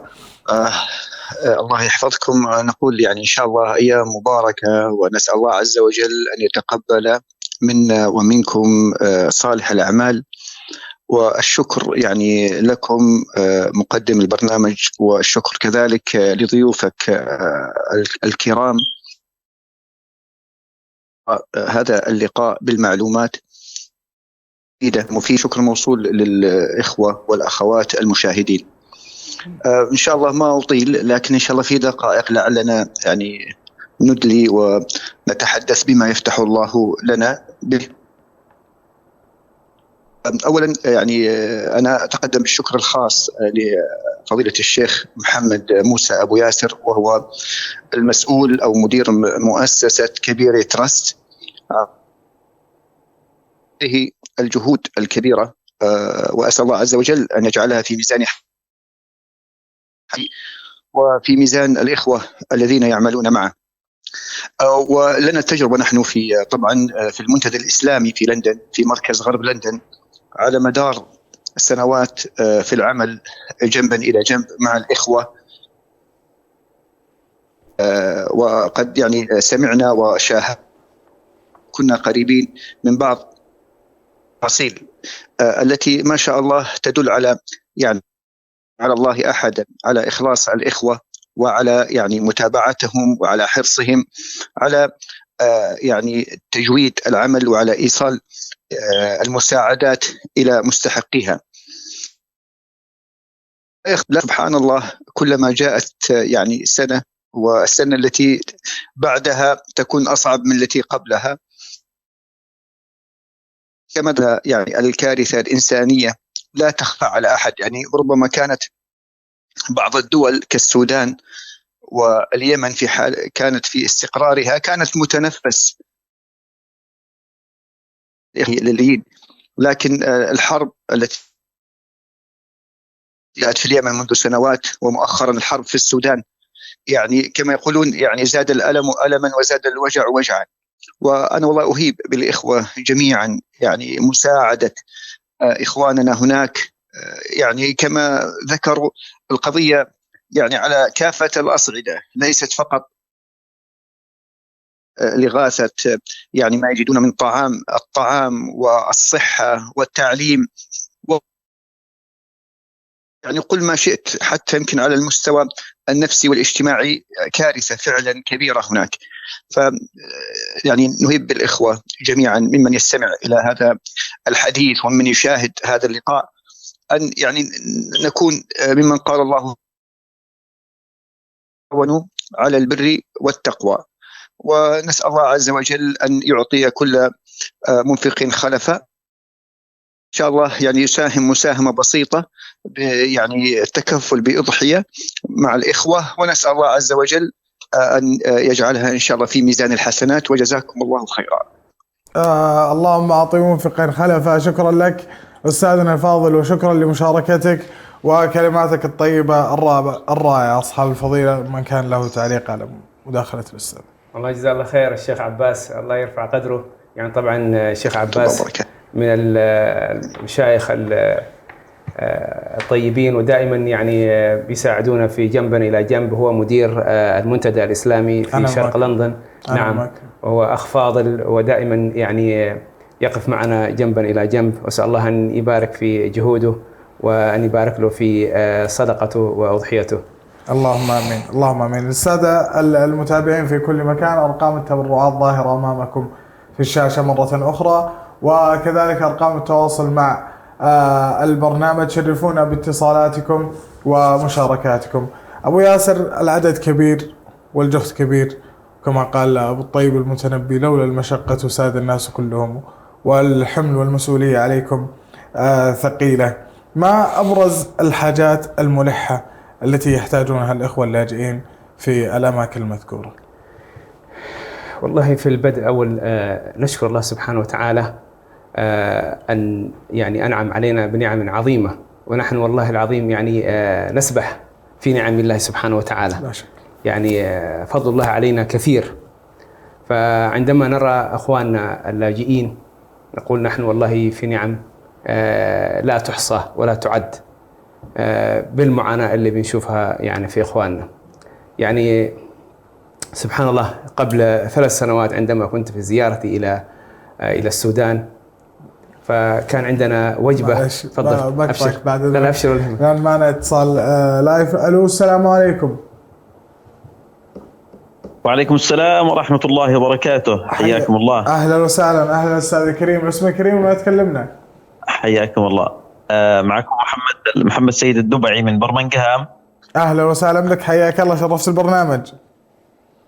حياكم الله أخي الكريم. معي فقط مشاركة بسيطة في البداية. أحييك أخي الكريم وأحيي ضيوفك الكرام حفظكم الله، الشيخ محمد وكذلك الشيخ حسن. نسأل الله تبارك وتعالى أن يأجركم وأن يثيبكم على هذه الجهود الجبارة التي حقيقة تفرح القلب. ونقول يا أخوة الكرام، هذه المرحلة وهذه الأيام هي أيام الخير وأيام البركات وأيام الفضائل.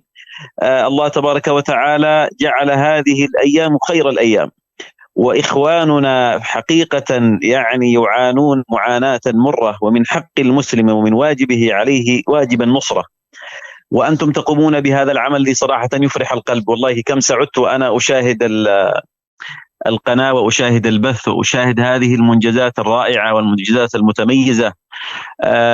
كم هو الإنسان محظوظ أن يسخره الله تبارك وتعالى للعطاء ولإدخال السرور لقلوب قد كلمت. فإذا كان إدخال السرور على قلب مؤمن صدقة وهو في الوضع الطبيعي، فما بالكم بمن يطعم جائع أو من يكسر أو من يجبر خاطر شخص قد كسر. هذا أمر عظيم عند الله تبارك وتعالى، وأجره عظيم جدا جدا جدا. أشد على يد إخواني وأقول لكم استمروا، بارك الله فيكم وحفظكم الله. وأقول للمشاهدين، إخوان المشاهدون، إخواني الكرام، إذا لم نقف هذه الأيام وإذا لم نتحرك هذه الأيام، وهو أيام خير وأيام بركة، نرى من حولنا يجوعون ونحن نأكل، والله أننا نخجل وأننا نستحي وأن قلوبنا موجوعة لما يحصل في السودان ولما يحصل في بلاد المسلمين. وها هي طرق الخير ممدودة إلينا، ولا عذر لنا أمام الله، لا عذر لنا أمام الله. أنا أساهم أخي الكريم بأضحية، ونسأل الله تبارك وتعالى أن يكتب أجوركم وأن يجعل ذلك في ميزان حسناتكم جميعا. اللهم آمين، اللهم آمين. شاكر لاتصالك وشاكر لك هذه الكلمات الرائعة والجميلة أستاذي، ويسعدنا مشاركتك معنا مرة أخرى. عودا إليك أبو ياسر، كنا نتكلم عن أننا في زحام من نعم الله سبحانه وتعالى. نعم، أولا أشكر أخي الحبيب محمد من مدينة برمنغهام، هذه المدينة المباركة صراحة. نعم. يعني دائما إخوة طيبون وخيرون موجودين في هذه المدينة المباركة. والله يا أخي سبحان الله، استوقفني قبل يعني 3 سنوات تقريبا، كنا في أحد المعسكرات هناك في وادي الشريفين، فكان في هناك يعني وجبة غذائية مطبوخة، فسألت أحد الأطفال فقلت له يعني متى آخر مرة أكلت؟ وهي كانت وجبة عبارة عن رز ودجاج يعني، فسألته متى يعني آخر مرة أكلتم يعني دجاج يعني، فضحك كذا كأنه يقول أتسخر بي. فقلت له لماذا يعني تضحك؟ قال أنا أول مرة أكل أصلا لحم يعني. هذا أحيانا يعني نتعجب، والله نحن يعني كثير من أبناء المسلمين قد يعني يقولوا يعني نحن لا نريد أن نأكل لحم، لا نريد أن نأكل دجاج، ويبدأوا يعني من كثر البزخ والشبع الموجود، يعني الناس يعني ما تريد هذا. وفي هنا في المقابل هناك يعني أناس محرومون من هذا الشيء، والله لا يعرفوا. في ناس لو قلنا يمكن الناس يعتقدوا نحن نبالغ لو قلنا إنه في ناس لم يذوقوا اللحم، لا يعرفوا معنى اللحم. فلذلك يعني من حق واجبنا على هؤلاء الناس أن نتبرع بما نستطيع. يعني الحمد لله نحن جعلنا شعار هذه الحملة أضحيتك أجر وفرح، فنتمنى من هؤلاء الناس أن يعني يضحوا ويتصدقوا بما يستطيعون حتى يكونوا يعني يدخلوا الفرح في أبناء أهالينا في شرق السودان وفي إثيوبيا وفي اليمن. فلا تنسوا الاتصال برقم الواتساب الموجود على الشاشة وتواصلوا معنا إن شاء الله. كما ذكرنا مسبقا البقر ب 490، وجزء من البقر اللي هو 70 جنيه استرليني، نحن نتكلم بالجنيه الاسترليني مع أن نحن في بريطانيا، والخروف ب 150، وهدية العيد ب 40 جنيه استرليني. لعلنا نذكر بعدد المستفيدين من البقر أو من الخروف. نعم، البقر نحن قلنا إنها تنقسم إلى 7، فالجزء ال7 هذا يستفيد منه تقريبا 5 أسر. شايف كيف؟ فطبعا كل واحد بيأخذ تقريبا 2 كيلو من اللحم، وهذه لأنه يعني يستخدمها فقط ليوم أو يومين فقط، يعني لأن لا يوجد لديهم ثلاجات كما لدينا، والحر يعني عندهم شديد جدا. لكن بالنسبة لهم هذه تعتبر أنهم نحن نشاركهم أو يشاركون الفرح في العيد يعني. جميل. نعم تفضل. ماذا عن هدية العيد؟ هدية العيد هي عبارة عن لبس يعني بسيط معها حلوى يعني. جميل. نعم للأطفال فقط. جميل. نعم. هي للأطفال حصل. للأطفال. نعم. جميل. طيب قلنا الخروف لكم شخص كذلك؟ الخروف هو طبعا بيكون تقريبا ل7 أسر. شايف كيف؟ فكل أسرة بتأخذ نفس الشيء، يعني تقريبا 1.5 كيلو 2 كيلو يعني. جميل. نعم. جميل. أرقام التبرعات ظاهرة أمامكم الشاهدة في الشاشة متابعينا مشاهدينا الأفاضل في كل مكان. العودة إليكم دكتور حسن، لو سألنا ما هي الطرق المختلفة لتقديم العون والمساعدة لإخواننا اللاجئين وكيفية إيصال المساعدات لهم؟ نعم، أول قبل أن ندخل إن شاء الله في هذا الجانب نذكر بأننا يعني هذه الأيام التي إن شاء الله سيحصل فيها تقديم هذه الأعمال إما أنها ستكون في الأيام المعلومات أو أنها في الأيام المعدودات. نعم. وكلها أيام مواسم للخير، مواسم للتقرب إلى الله سبحانه وتعالى، كما قال الله سبحانه وتعالى: واذكروا الله في أيام معدودات، وهي الفترة التي سيحصل فيها الذبح إن شاء الله لهذه الأضاحي. وفي نفس الوقت اليوم العاشر أيضا داخل معنا في الأيام العشر التي تحدث عنها النبي صلى الله عليه وسلم وذكرت في القرآن الكريم. ما من عمل أقرب إلى الله سبحانه وتعالى يتقرب به الإنسان في مثل هذه الأيام العشر اللي هي من بداية من 1 ذي الحجة إلى يوم العاشر. واليوم العاشر له مزية خاصة، وهو أن تنحر فيه، يعني يحصل فيه الأضاحي هذه التي أفضل ما يتقرب به في هذا اليوم هو الدماء، تقرب به إلى الله سبحانه وتعالى. فالذي يضحي إن شاء الله أجر عظيم جدا. وتدخل كذلك في الآية: والفجر وليال عشر. فنحن أيضا في هذه الأيام العشر إن شاء الله فيها على كل من الأجر الكبير والأجر العظيم. أما بالنسبة للطرق، حقيقة الطرق كثيرة الآن، هذه ربما وسيلة من الوسائل، أنك أنت والله في جمعية الآن موثوقة معروفة، لها خبرتها، لها تجربتها، لها أتيامها، لها حساباتها الموثقة، لها كذلك شرعيتها من خلال أيضا وجودها في دولة تخضع لها بقوانينها ونظمها. فأنت على الأقل هنا في جهة من الجهات معتبرة ويمكن إن شاء الله أن توصل من خلالها هذا الجانب.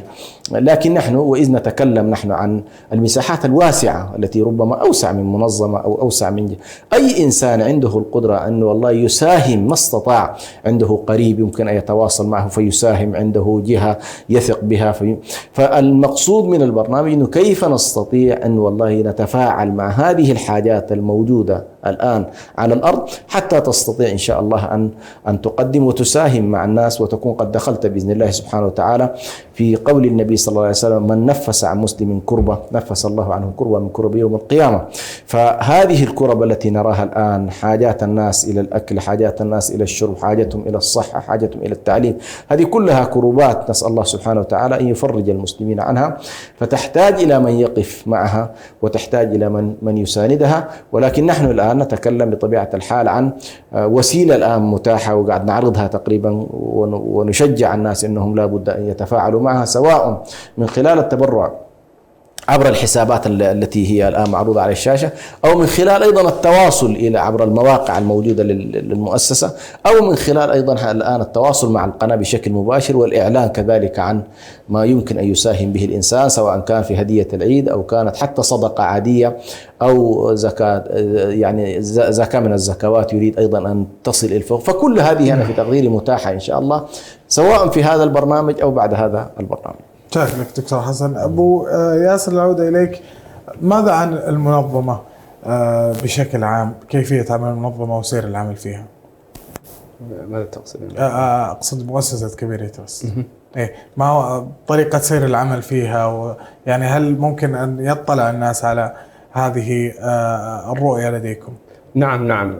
طبعا الجمعية عندها موقع اللي هو الويب سايت، فبإمكاننا أن تدخل على الويب سايت، وبإمكان الواحد ممكن يزورنا في المكتب إذا كان موجود في بريطانيا، وإذا عنده أي تساؤلات بإمكانه أن يعني استفسارات يعني نعم. ممكن يستفسر. فنحن الحمد لله رؤيتنا يعني واضحة، ويعني أوراقنا كلها موجودة في أو المعلومات التي يحتاجها المتبرع موجودة في الموقع.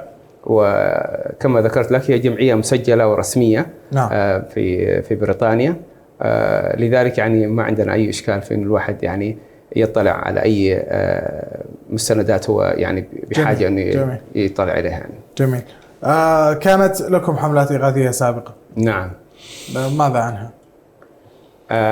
طبعا الحمد لله الحملات الإغاثية دائما يعني بتكون بكل نجاح يعني بفضل الله سبحانه وتعالى، لأنه هناك أهل الخير يعني. طبعا كثير من الأحيان الناس المتبرعين خصوصا في الغرب يعني يفضلون أن يعني تذهب أنت وتشرف على العمل، كما ذكرت لك يعني قبل بداية الحلقة، إنه عندما يعرفوا أنك أنت سوف تشرف على العمل يكون الدعم أكبر، الوضع يختلف يعني، لأنه يثقون في الجمعية الحمد لله وفي التوثيق، ونحن نعرف ماذا يحتاجون المتبرع بأي طريقة وكيف يريد توصيل المساعدات هذه، فلذلك يكون الدعم أكبر بكثير من أنه عندما تقول لهم لا نحن لن نذهب يعني. فذهابنا له تأثير. الآن نحن هذه ثاني رمضان لم نتمكن من الذهاب إلى السودان يعني، فلذلك يعني العمل الحمد لله يعني ماشي، ليس كما نحن نريد، لكن برضو بشكل جيد نستطيع أن نقول يعني. جميل. وفي تحديات طبعا، بما أنه كما ذكرنا في سابقا أنه بما أنه في أزمة في اليمن وأزمة في سوريا وفي غزة، فهذا طبعا يعني يقلل من الدعم للاجئين الاريتريين، لأن الناس يعني إعلاميا نحن نعتبر يعني زي ما يقولوا ايش، التغطية ضعيفة جدا. نعم. مقارنة بالدول الثانية اللي هي يعني إعلاميا شغالين ما شاء الله بشكل ممتاز اللي تقول يعني. جميل. نعم. شاكر لك دكتور الشيخ ابو ياسر المدير التنفيذي لمؤسسة كبيرة حبيبي الله يرضى. تراست. الشكر موصول لكم ايضا دكتور حسن. متابعينا الافاضل، فاصل قصير ونعود اليكم، كونوا على ما قربوا.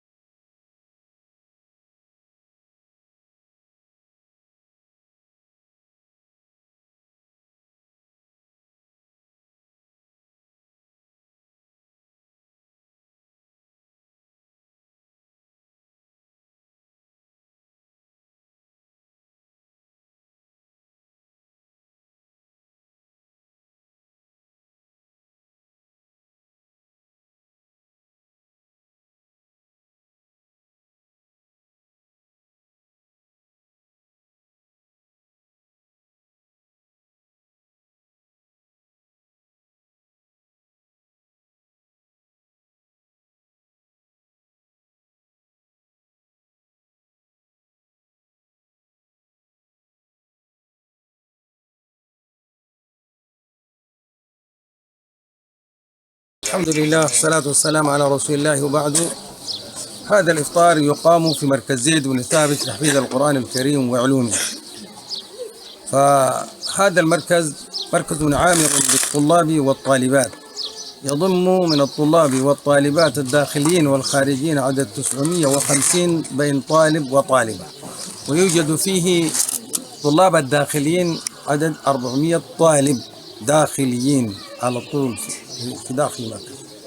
وهذا المركز يحتاج فعلا كبقية الخلاوة إلى دعم مادي، لأن الحالة في السودان كما هو المشاهد حالة ضيقة على أهله بسبب الحروب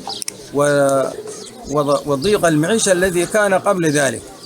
فنسأل الله سبحانه وتعالى أن يتقبل من هؤلاء الذين يقدمون هذا الإفطار. اللهم تقبل منهم. اللهم بارك فيهم. بارك في أموالهم وأولادهم، واحفظ اللهم دينهم يا رب العالمين، وتقبل منا ما صمنا وما قمنا، واغفر اللهم لجميع المسلمين. اللهم انصر أمة الإسلام ووحد كلمتهم وكفيهم شر الدنيا والآخرة. اللهم أمن السودان، وانصر إخواننا في فلسطين. اللهم سددهم يا رب العالمين واهزم عدوهم. وصلى الله وسلم على سيدنا محمد وآله وصحبه، والحمد لله رب العالمين.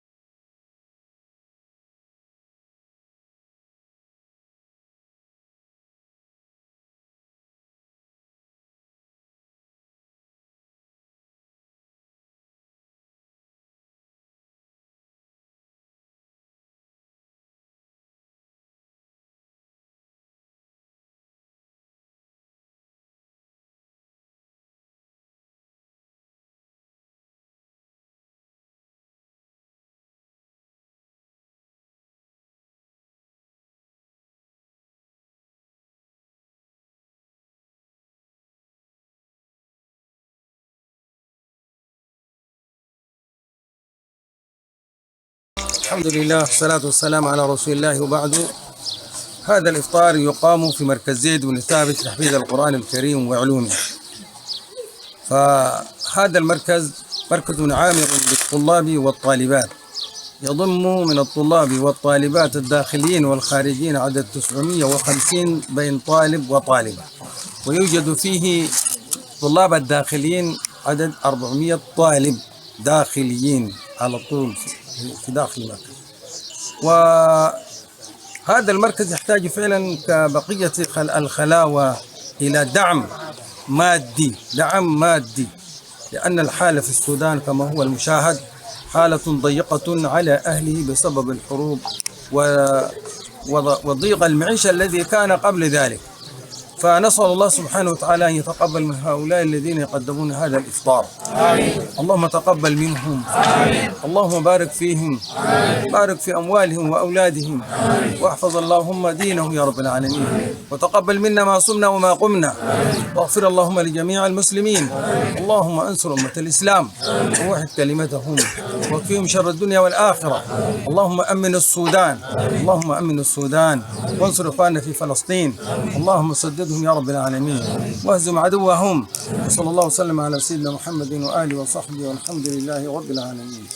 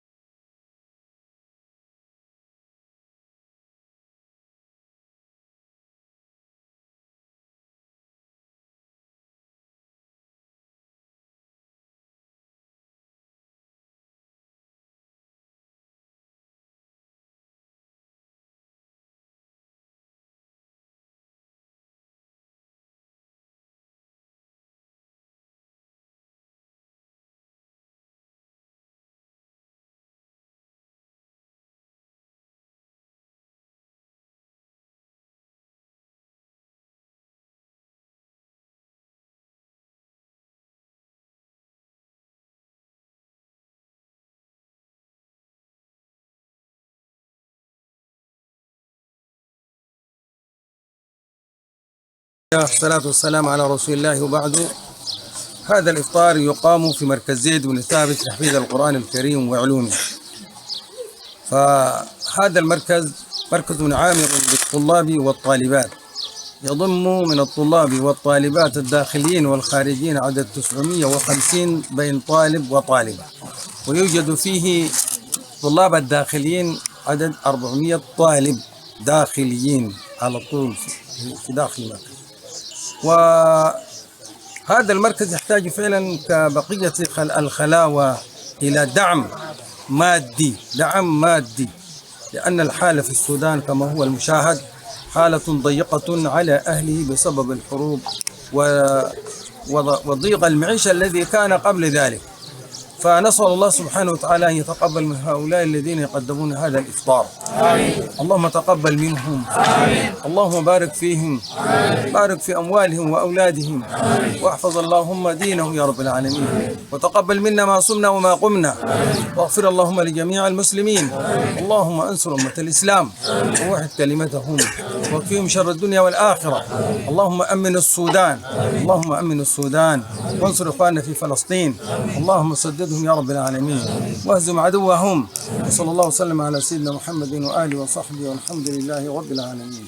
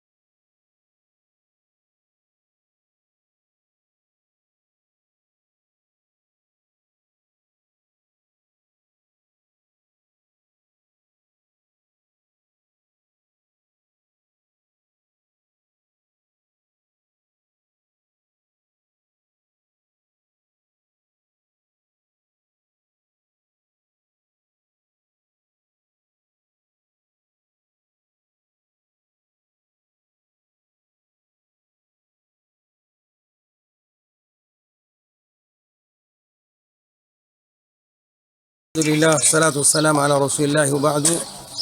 هذا الإفطار يقام في مركز زيد بن ثابت لتحفيظ القرآن الكريم وعلومه. فهذا المركز مركز عامر للطلاب والطالبات، يضم من الطلاب والطالبات الداخليين والخارجين عدد 950 بين طالب وطالبة، ويوجد فيه طلاب الداخليين عدد 400 طالب داخليين على طول في داخل المركز. وهذا المركز يحتاج فعلا كبقية الخلاوة إلى دعم مادي، لأن الحالة في السودان كما هو المشاهد حالة ضيقة على أهله بسبب الحروب وضيق المعيشة الذي كان قبل ذلك. فنسأل الله سبحانه وتعالى أن يتقبل من هؤلاء الذين يقدمون هذا الإفطار. آمين. اللهم تقبل منهم. آمين. اللهم بارك فيهم. آمين. بارك في أموالهم وأولادهم. آمين. واحفظ اللهم دينهم يا رب العالمين. وتقبل منا ما صمنا وما قمنا. واغفر اللهم لجميع المسلمين. اللهم انصر أمة الإسلام ووحد كلمتهم وكفيهم شر الدنيا والآخرة. اللهم أمن السودان. اللهم أمن السودان وانصر إخواننا في فلسطين. اللهم سددهم يا رب العالمين واهزم عدوهم. وصلى الله وسلم على سيدنا محمد وآله وصحبه والحمد لله رب العالمين.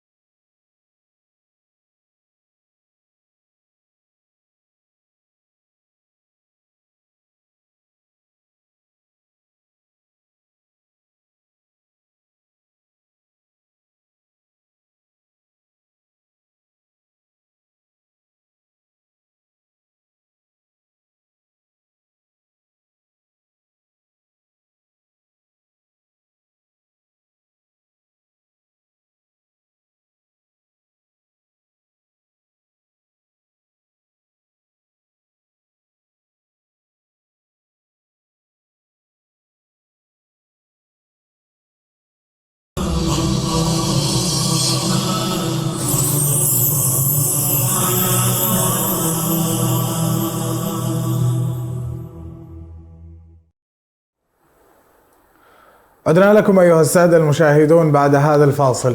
يواجه الإريتريون اللاجئون تحديات هائلة في العثور على مأوى وغذاء وخدمات أساسية في بلدان اللجوء، ولهذا جاءت مؤسسة كبيري تراست لتقدم يد العون في هذه الحملة، حملة أضحيتك أجر وفرح. نذكركم بالحسابات البنكية للتبرع وستكون ظاهرة أمامكم في الشاشة، وكذلك أرقام التواصل، ونسعد بمشاركاتكم. دعوني باسم البرنامج أرحب بضيفي فضيلة الشيخ محمد عبد الله. أهلا وسهلا بك.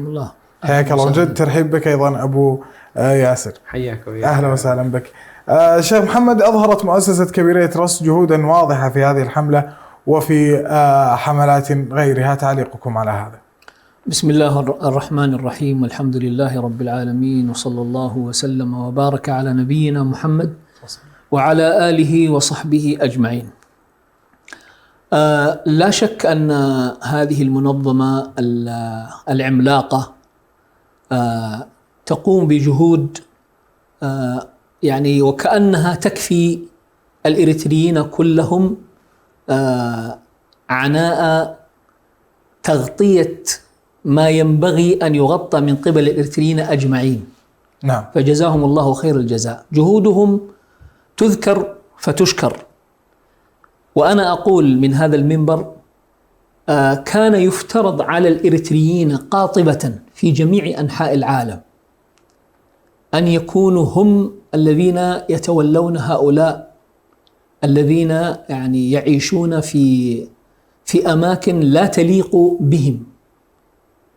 هذه الأماكن التي يعيشون فيها، أنا حقيقة لم أزر هذه المناطق، ولكني رأيت من خلال المشاهد التي عرضت أن هذه الأماكن لا ينبغي للإريتريين أن يعيشوا فيها، ولكن لظروف خارجة عن إرادتهم عاشوا في هذه الأماكن. فنحن الإريتريون كان يجب علينا وجوبا حتميا ألا يكون مكان هؤلاء في هذه المخيمات، وينبغي أن يكونوا في مكانة أفضل وأحسن، ولكن قدر الله ما شاء فعل. نحن الآن لسنا بصدد العتاب وجلد الذات، ولكن الآن أقول ينبغي لنا أن نتدارك ما يمكن تداركه.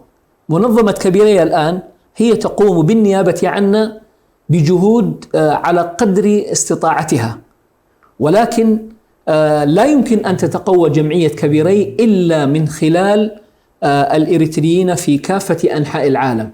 قد يكون هناك منظمات أخرى أيضا تقوم بنفس النشاط الذي تقوم به جمعية كبيري أو منظمة كبيري، فينبغي لنا أن نكون يدا واحدة ونمول جميع هذه المنظمات لأجل أن يعيش هؤلاء حتى ولو كانوا في هذه الأماكن أن يعيشوا عيشة كريمة نوعا ما، لأن العيش في مثل هذه المناطق لا يمثل العيش الكريم بأي حال من الأحوال.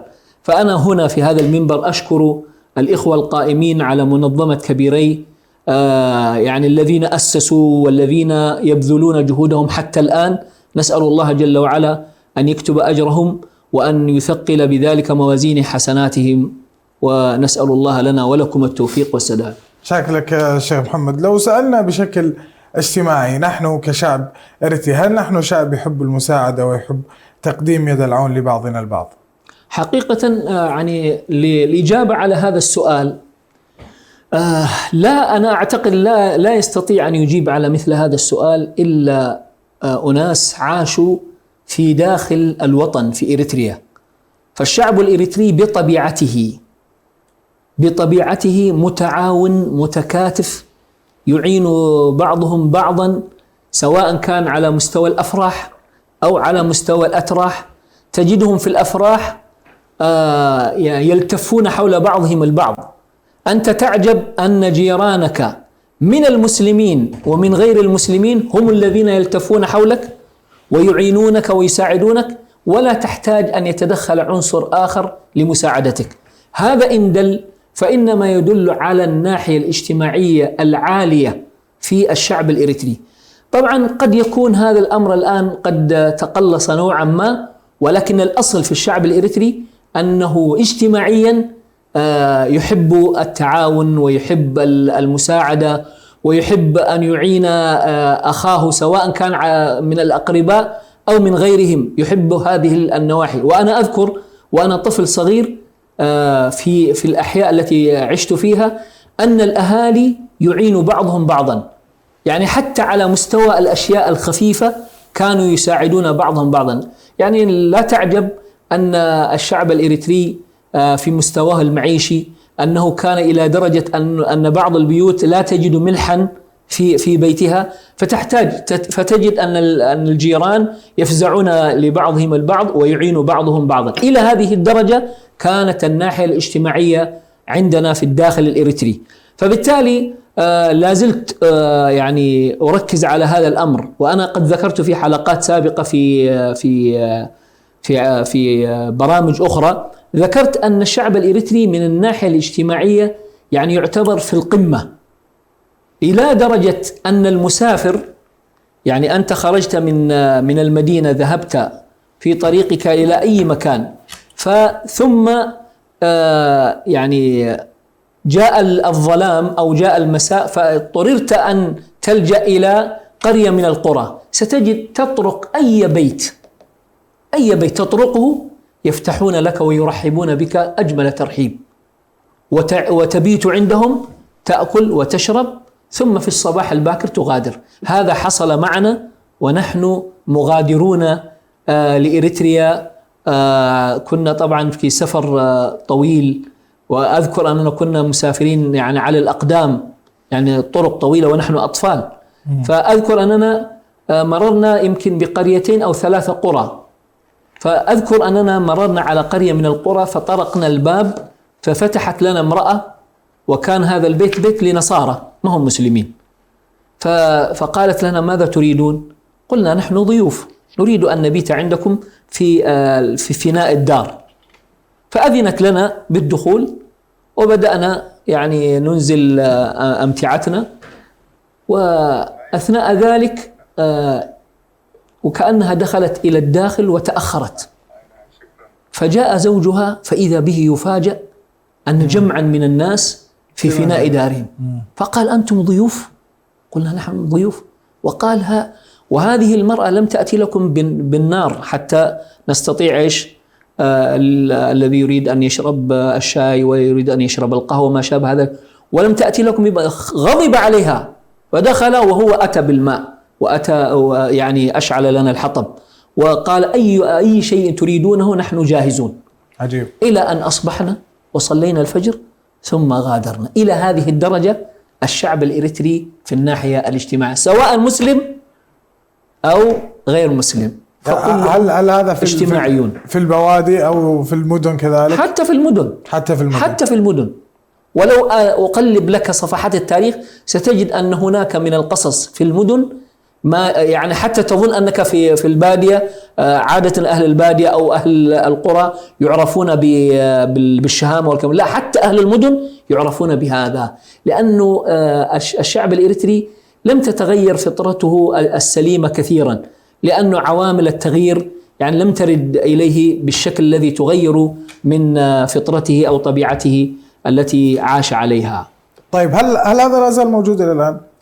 أنا أعتقد أن طالما أن هذا هو الأصل، حتى لو ضعف إلا أن الأصل موجود. وأنا إلى الآن أعرف أن هناك من في عندنا في إريتريا إلى الآن لا زالوا يتكاتفون ويتعاونون ويعين بعضهم البعض، ولكن طبعا ليس مثل البريق الأول، اختلف كثيرا ولكنه ما يزال باقي والحمد لله. شاكر لك شيخ محمد. عودا إليك أبو ياسر، التبرعات في 3 دول بين السودان واليمن وإثيوبيا، هل هناك ترتيب بينهم ومفاضلة؟ لا، ما في مفاضلة. يعني في نفس نعم كلهم في نفس الحاجة. أعداد اللاجئين في هذه الدول لا، بس في السودان طبعا أكثر. في السودان أكثر بكثير، يعني أقلها هي في اليمن. أقل الإريتريين موجودين هم في اليمن، اليمن وجيبوتي، لكن أكثر الإريتريين موجودين الآن في السودان وفي إثيوبيا. الحاجة الأكثر هناك، الحاجة أكثر، والعدد حتى عدد اللاجئين أكثر في السودان وفي إثيوبيا. جميل. لذلك نحن نركز أكثر في السودان لأنه الحوجة هناك أكثر. الناس حتى من إثيوبيا تفر إلى السودان، يعني سواء من الإثيوبيين من التجراي أو من الإريتريين يعني. جميل. لذلك العدد يعني كبير جدا في السودان.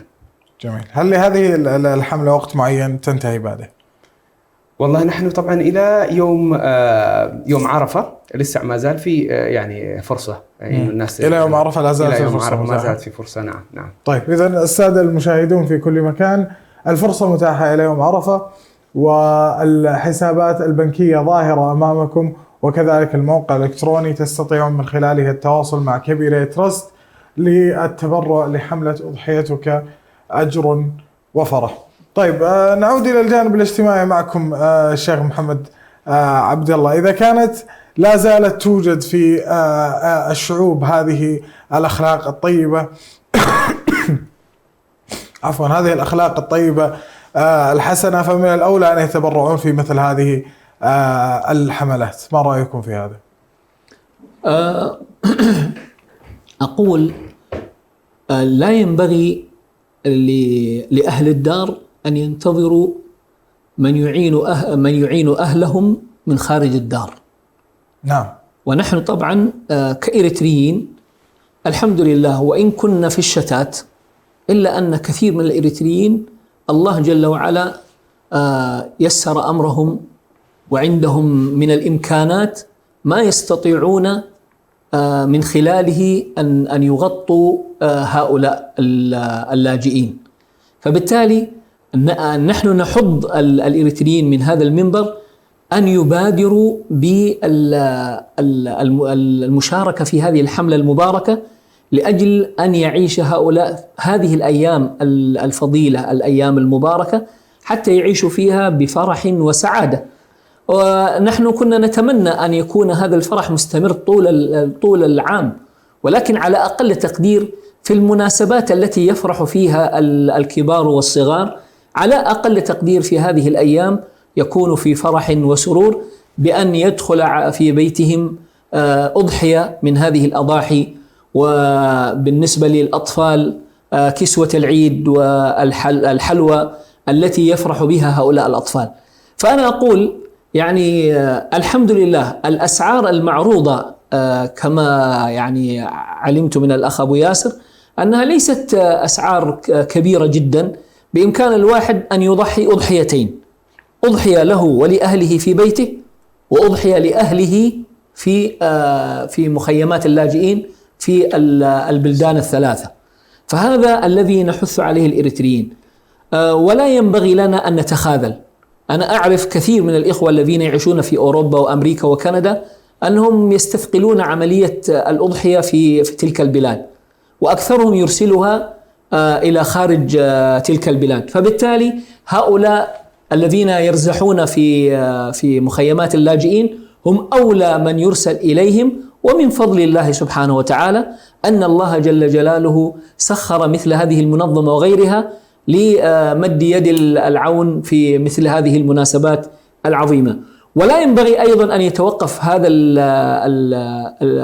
الأمر عند هذا الحد، بل ينبغي أن يستمر حتى يعني يجعل الله لهؤلاء فرجا ومخرجا، ويخرجون من هذه المخيمات إلى أوضاع أفضل، ويكونون مستطيعين على تغطية أمورهم دون الحاجة إلى تبرعات المتبرعين. نسأل الله لنا ولهم الفرج العاجل. شاكرين لكم. أبو ياسر، سؤال جانا على اليوتيوب عن أسعار الضحايا، ولكن نحتاج يجاوب باللغة الإنجليزية لأن السائل سألها باللغة الإنجليزية.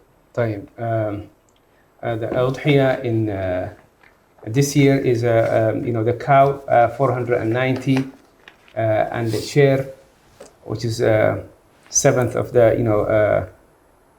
the quota, is 70 pound, and the sheep is 150, and Eid gift 40 pound إن شاء الله.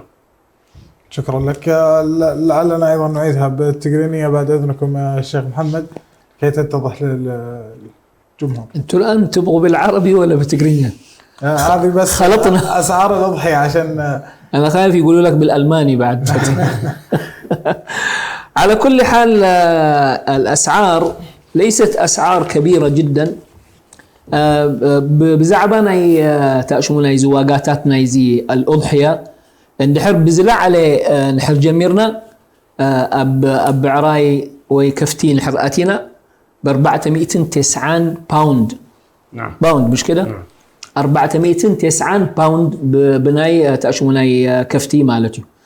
اندحر كافتي جزي نحت لكم كجزي يعني سبع كده يقولوا في بلدنا عشان تتعلم يا شيخ.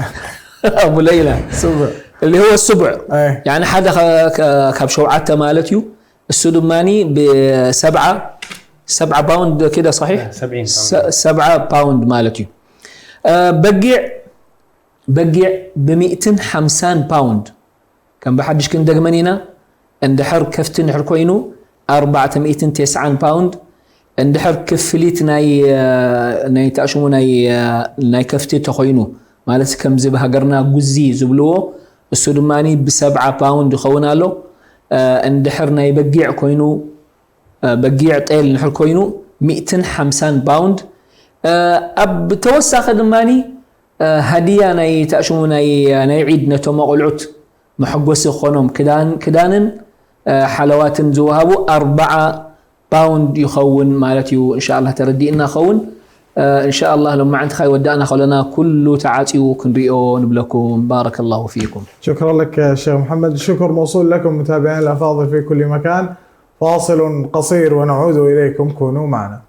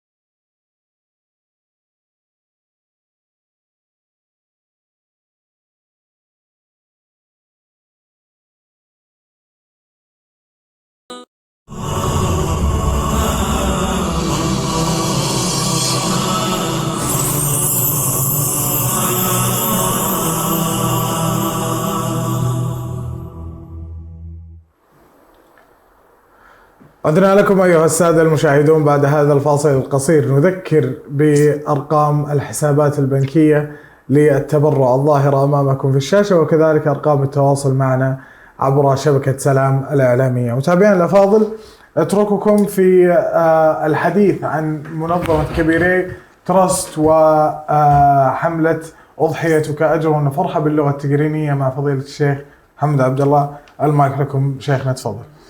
بسم الله الرحمن الرحيم. كبرات أحوات أحات أب كل عالم تركبوا، السلام عليكم ورحمة الله وبركاته. وعليكم السلام. بحكي إذا قدايزي للبز هسي قدايو كمزيلهم أحوات أحات أبز 5 أمثلة بوتاتات ناي 4 عام تخون كمزيلهم كأمتو بطعم دبليو زحزنيو. ونحن نقبرو نقر يمكن يبلنا نخون كابز دلو وكونتات لو تهم قبرو لما ينخلينا، لأنه زو قدايزي بمنقستتات زعصو قداي سلا زخواني. قل نحن اتعاقمنا زفكدلنا قال له كونتات كن قبرو نخل بزو واحدة زوم سبات زياتهم افتبوت على اللو صبقنا برخو قمتو سني قرب تكن قالس علينا كم دي اللو خن ريوم يبلنا، يعني مجرشتا زوم سبات زياتهم احوات نايم. اولا قد كل نجر سبيهم فطوراتهم ربي فطيروهم كال اي دق هاجرنايم احواتنايم، يعني كاب إيرترا زوصو سباتيهم. سالساي فتيو ما يكونون اخو امتو جن شجر برتيعوهم قفعي بزيحوهم او تقميطهم حجزهم سبات زياتهم دي عنقلهم دي حقزهم كافتي زلو خونتات زبلهم زلقوهم زالهم زليم بري.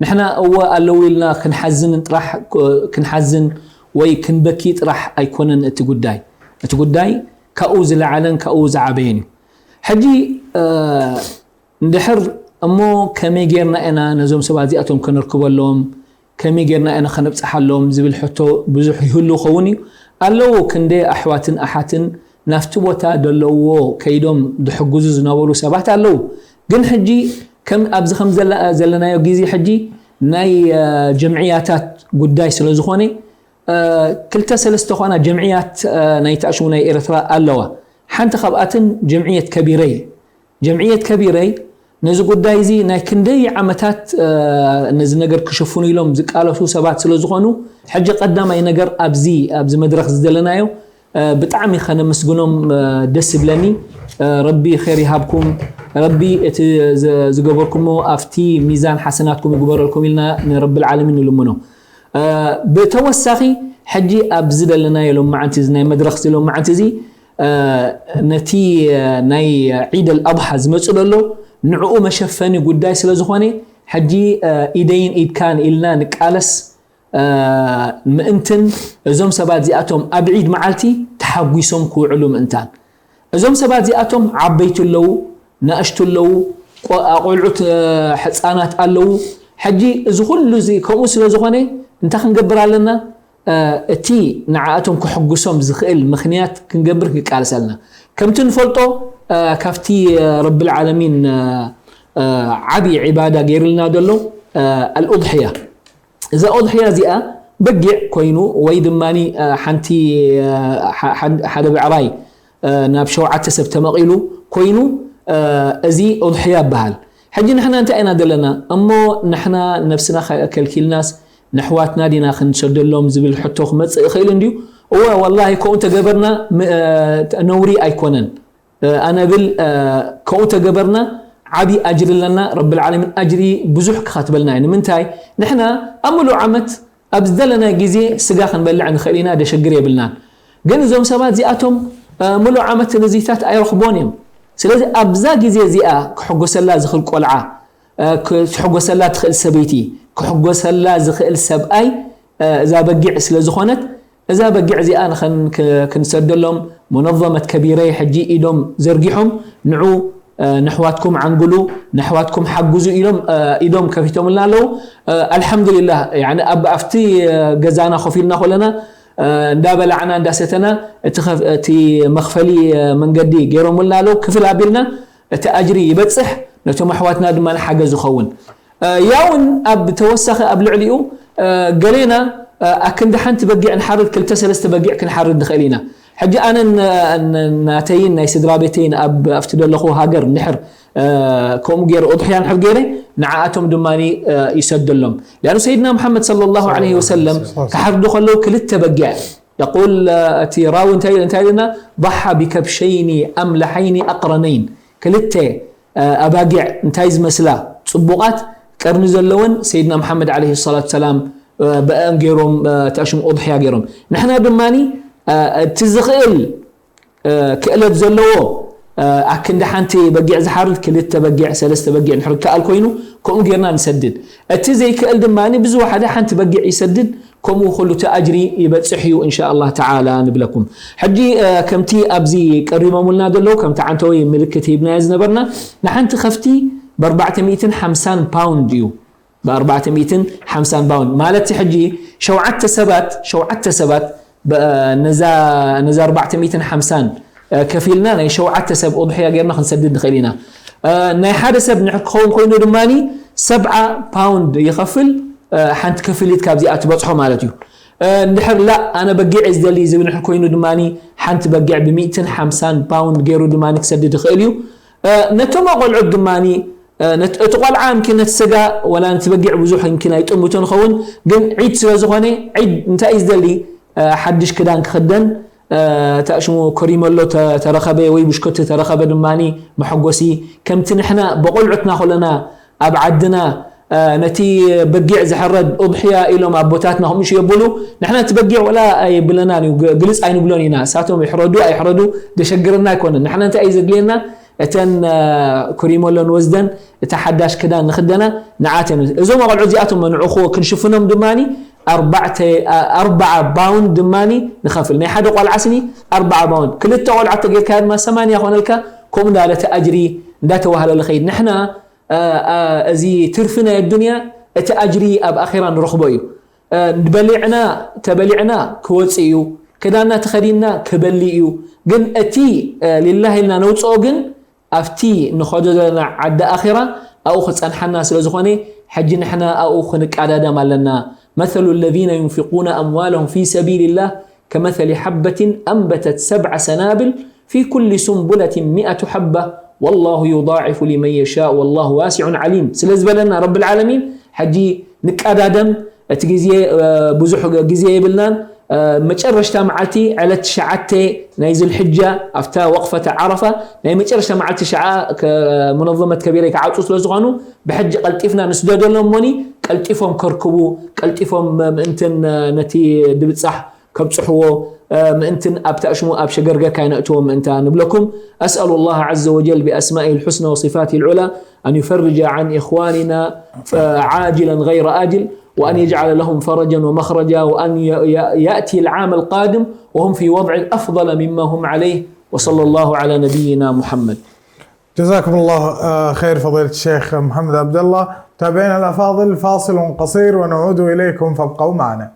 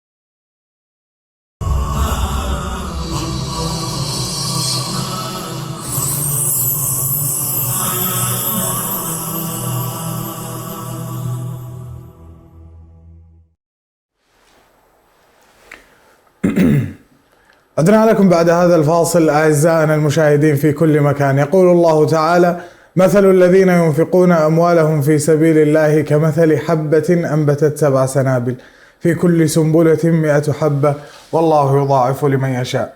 باسمكم وباسم البرنامج أرحب بضيفي فضيلة الشيخ الدكتور عبد الحي يوسف. أهلا وسهلا بك. كرمكم الله، أهلا وسهلا. حياك الله، وجدد الترحيب بكم أيضا أبو يوسف. يا هلا بك حبيبي. حياك الله. دعنا بداية فضيلة الشيخ نتحدث عن تعريف بسيط عن الأضحية وعلى من تجب. بسم الله الرحمن الرحيم، الحمد لله وصلي وسلم على سيدنا رسول الله.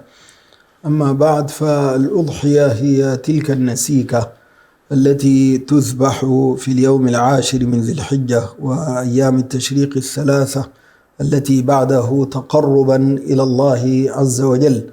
وقد سئل عنها رسول الله صلى الله عليه وسلم كما في حديث زيد بن أرقم رضي الله عنه: قلت يا رسول الله ما هذه الأضاحي؟ قال: سنة أبيكم إبراهيم. قالوا: فما لنا من الأجر؟ قال: لكم بكل شعرة حسنة. قلنا: فالصوف يا رسول الله؟ قال: لكم بكل شعرة من الصوف حسنة. وهذه الأضحية لا تجب، وإنما هي سنة مؤكدة. نعم. في قول جمهور العلماء من الحنفية والمالكية على المسلم الموسر، الإنسان الذي يجد سعة تفضل عن قوته وقوت عياله ومن تجب عليه نفقتهم، فهذا الذي يضحي. أما من لا يجد سعة فقد كفاه الله المؤونة برسول الله صلى الله عليه وسلم. ثبت من حديث أبي رافع رضي الله عنه أن النبي صلى الله عليه وسلم كان في يوم النحر يصلي بالناس ويخطب فيهم، ثم يؤتى بكبشين أملحين أقرنين سمينين يضع رجله على صفاحهما فيذبح الأول قائلا: اللهم هذا عن محمد وآل محمد، ثم يذبح الثاني ويقول: هذا عمن لم يضح من أمة محمد صلى الله عليه وسلم ممن شهد لك بالوحدانية وشهد لي بالبلاغ. يقول علي بن الحسين: فلم يبق رجل من بني هاشم لا يجد أضحية إلا كفاه الله المؤونة برسول الله صلى الله عليه وسلم. نعم. شكرا لك شيخنا. نذكر السادة المشاهدين أننا لازلنا في تغطية خاصة لمؤسسة كبيرية ترست وحلقة خاصة عن أضحيتك أجر وفرح. أيضا نذكر بأن أرقام الحسابات البنكية ستكون ظاهرة أمامكم في الشاشة لمن أراد التبرع. طيب، بالإضافة إلى أن هنالك بعض الأقوال من الناس من يقول بعدم التضحية، عفوا، أن هنالك بعض الأقوال الآن من الناس بعدم التضحية بل التبرع بأموالها للمحتاجين. نعم، يعني هو العلماء رحمهم الله فيما مضى كانوا يقولون بأن الأضحية لا يجزئ التصدق بثمنها وإن زاد. يعني لو فرضنا أن الأضحية $500 مثلا، فلو أن الإنسان تصدق $1000 قالوا لا يجزئه رغم أنه تصدق به الضعف. لكن حقيقة يا أخي الآن بالنظر إلى حاجات الناس الضرورية، يعني مثلا إخواننا الآن في المعسكرات في شرق السودان في الشجراب وفي في غيرها، أو إخواننا في غزة، أو إخواننا في السودان نفسها ممن ألجأتهم هذه الحرب إلى بعض الدول وقد فقدوا كل شيء، فعاد غنيهم فقيرا وواجدهم معدما. نعم. فأمثال هؤلاء ليست حاجتهم إلى اللحم بقدر حاجتهم إلى ضرورات الحياة، في كساء يسترهم وطعام يسد جوعتهم ولو كان خبزا وملحا، وبحاجة إلى الماء النظيف الذي يشربونه، وبحاجة إلى الدواء الذي يبقي مهجتهم.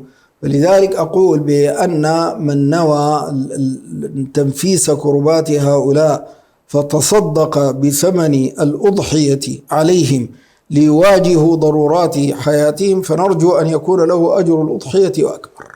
جميل. نعم. شاكر لك. طيب، ماذا عمن يتدين لكي يضحي؟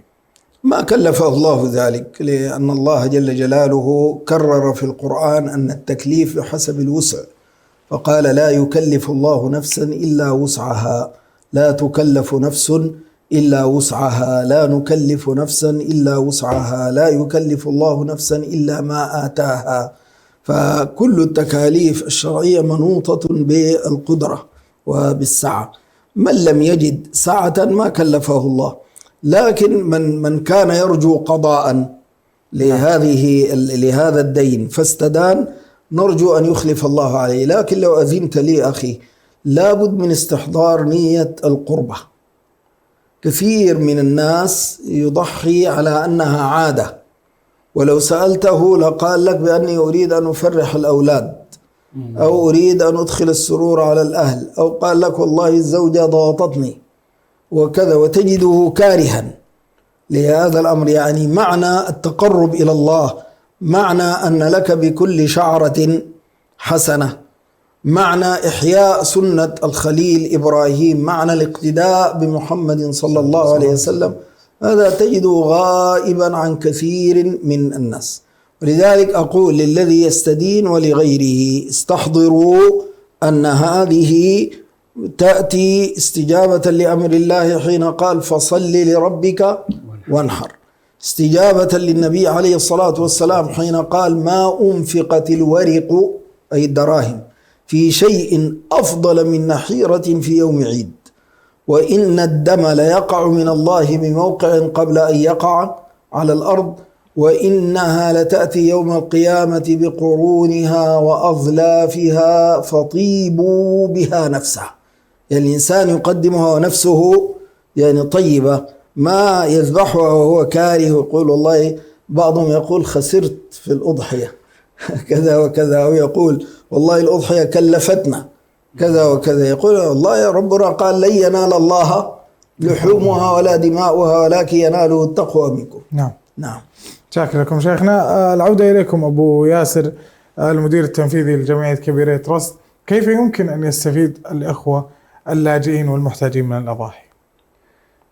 طبعا من ناحية الفائدة هم يستفيدوا، لأنه هم مساكين يعني معدومين كما ذكرنا يعني آنفا، يستفيدون بحيث أنهم يعني في هذا اليوم يفرحون معنا كما نفرح، شايف، ويأكلون اللحم، ولأنه اللحم بالنسبة لهم شيء يعني حلم لا يجدوه كثير من البلدان. نحن نتكلم عن المعسكرات، وإن كان حتى في منطقة كسل الآن الناس النازحين يعني من الإريتريين والسودانيين كذلك يعني بحاجة إلى هذا الشيء، يعني طول السنة هم يحتاجوا إلى اللحم، لكن يزيده يعني فرحا وأجرا إذا كان في هذه الأيام الفاضلة يعني.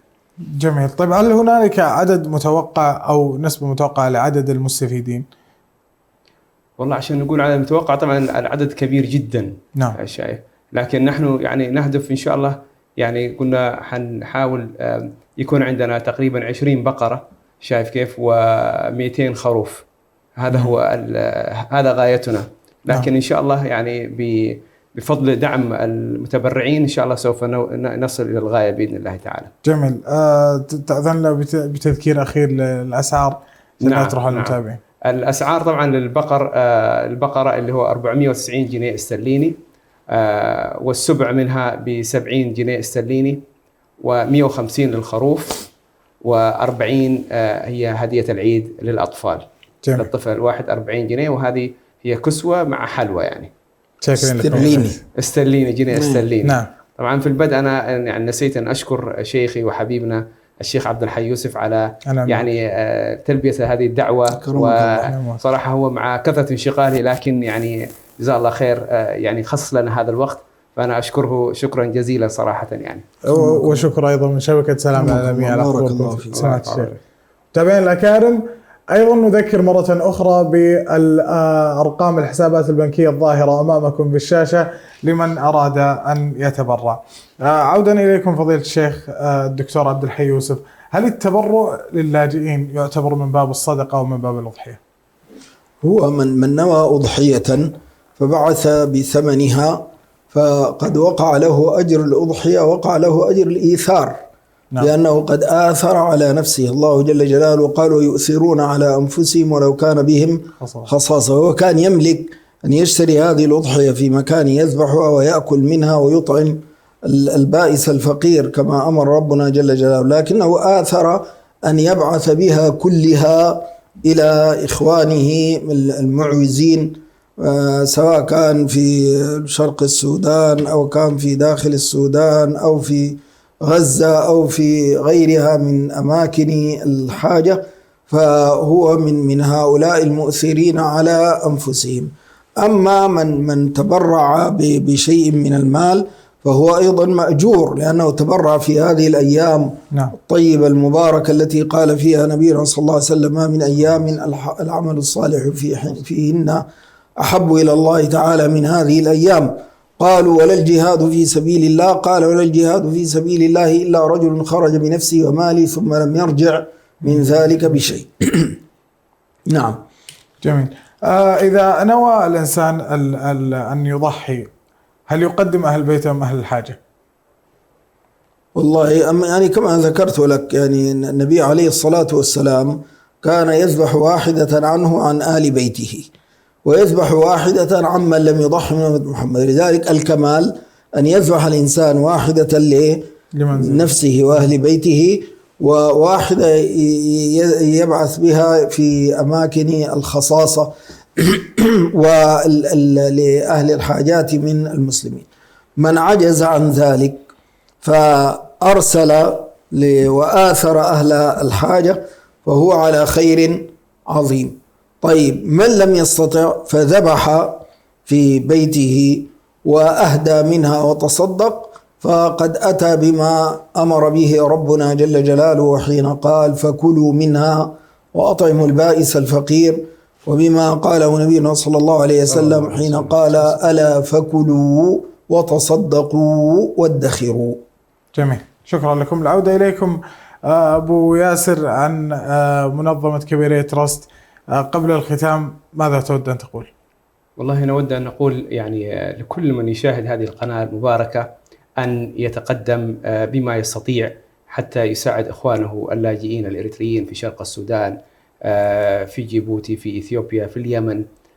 نحن لا نعمل في شرق السودان للاجئين فقط، حتى للسودانيين أيضا كذلك، لأنه الآن أصبح يعني متساوين السودانيين والإريتريين في وضع الحالي، خصوصا الموجودين في كسلة.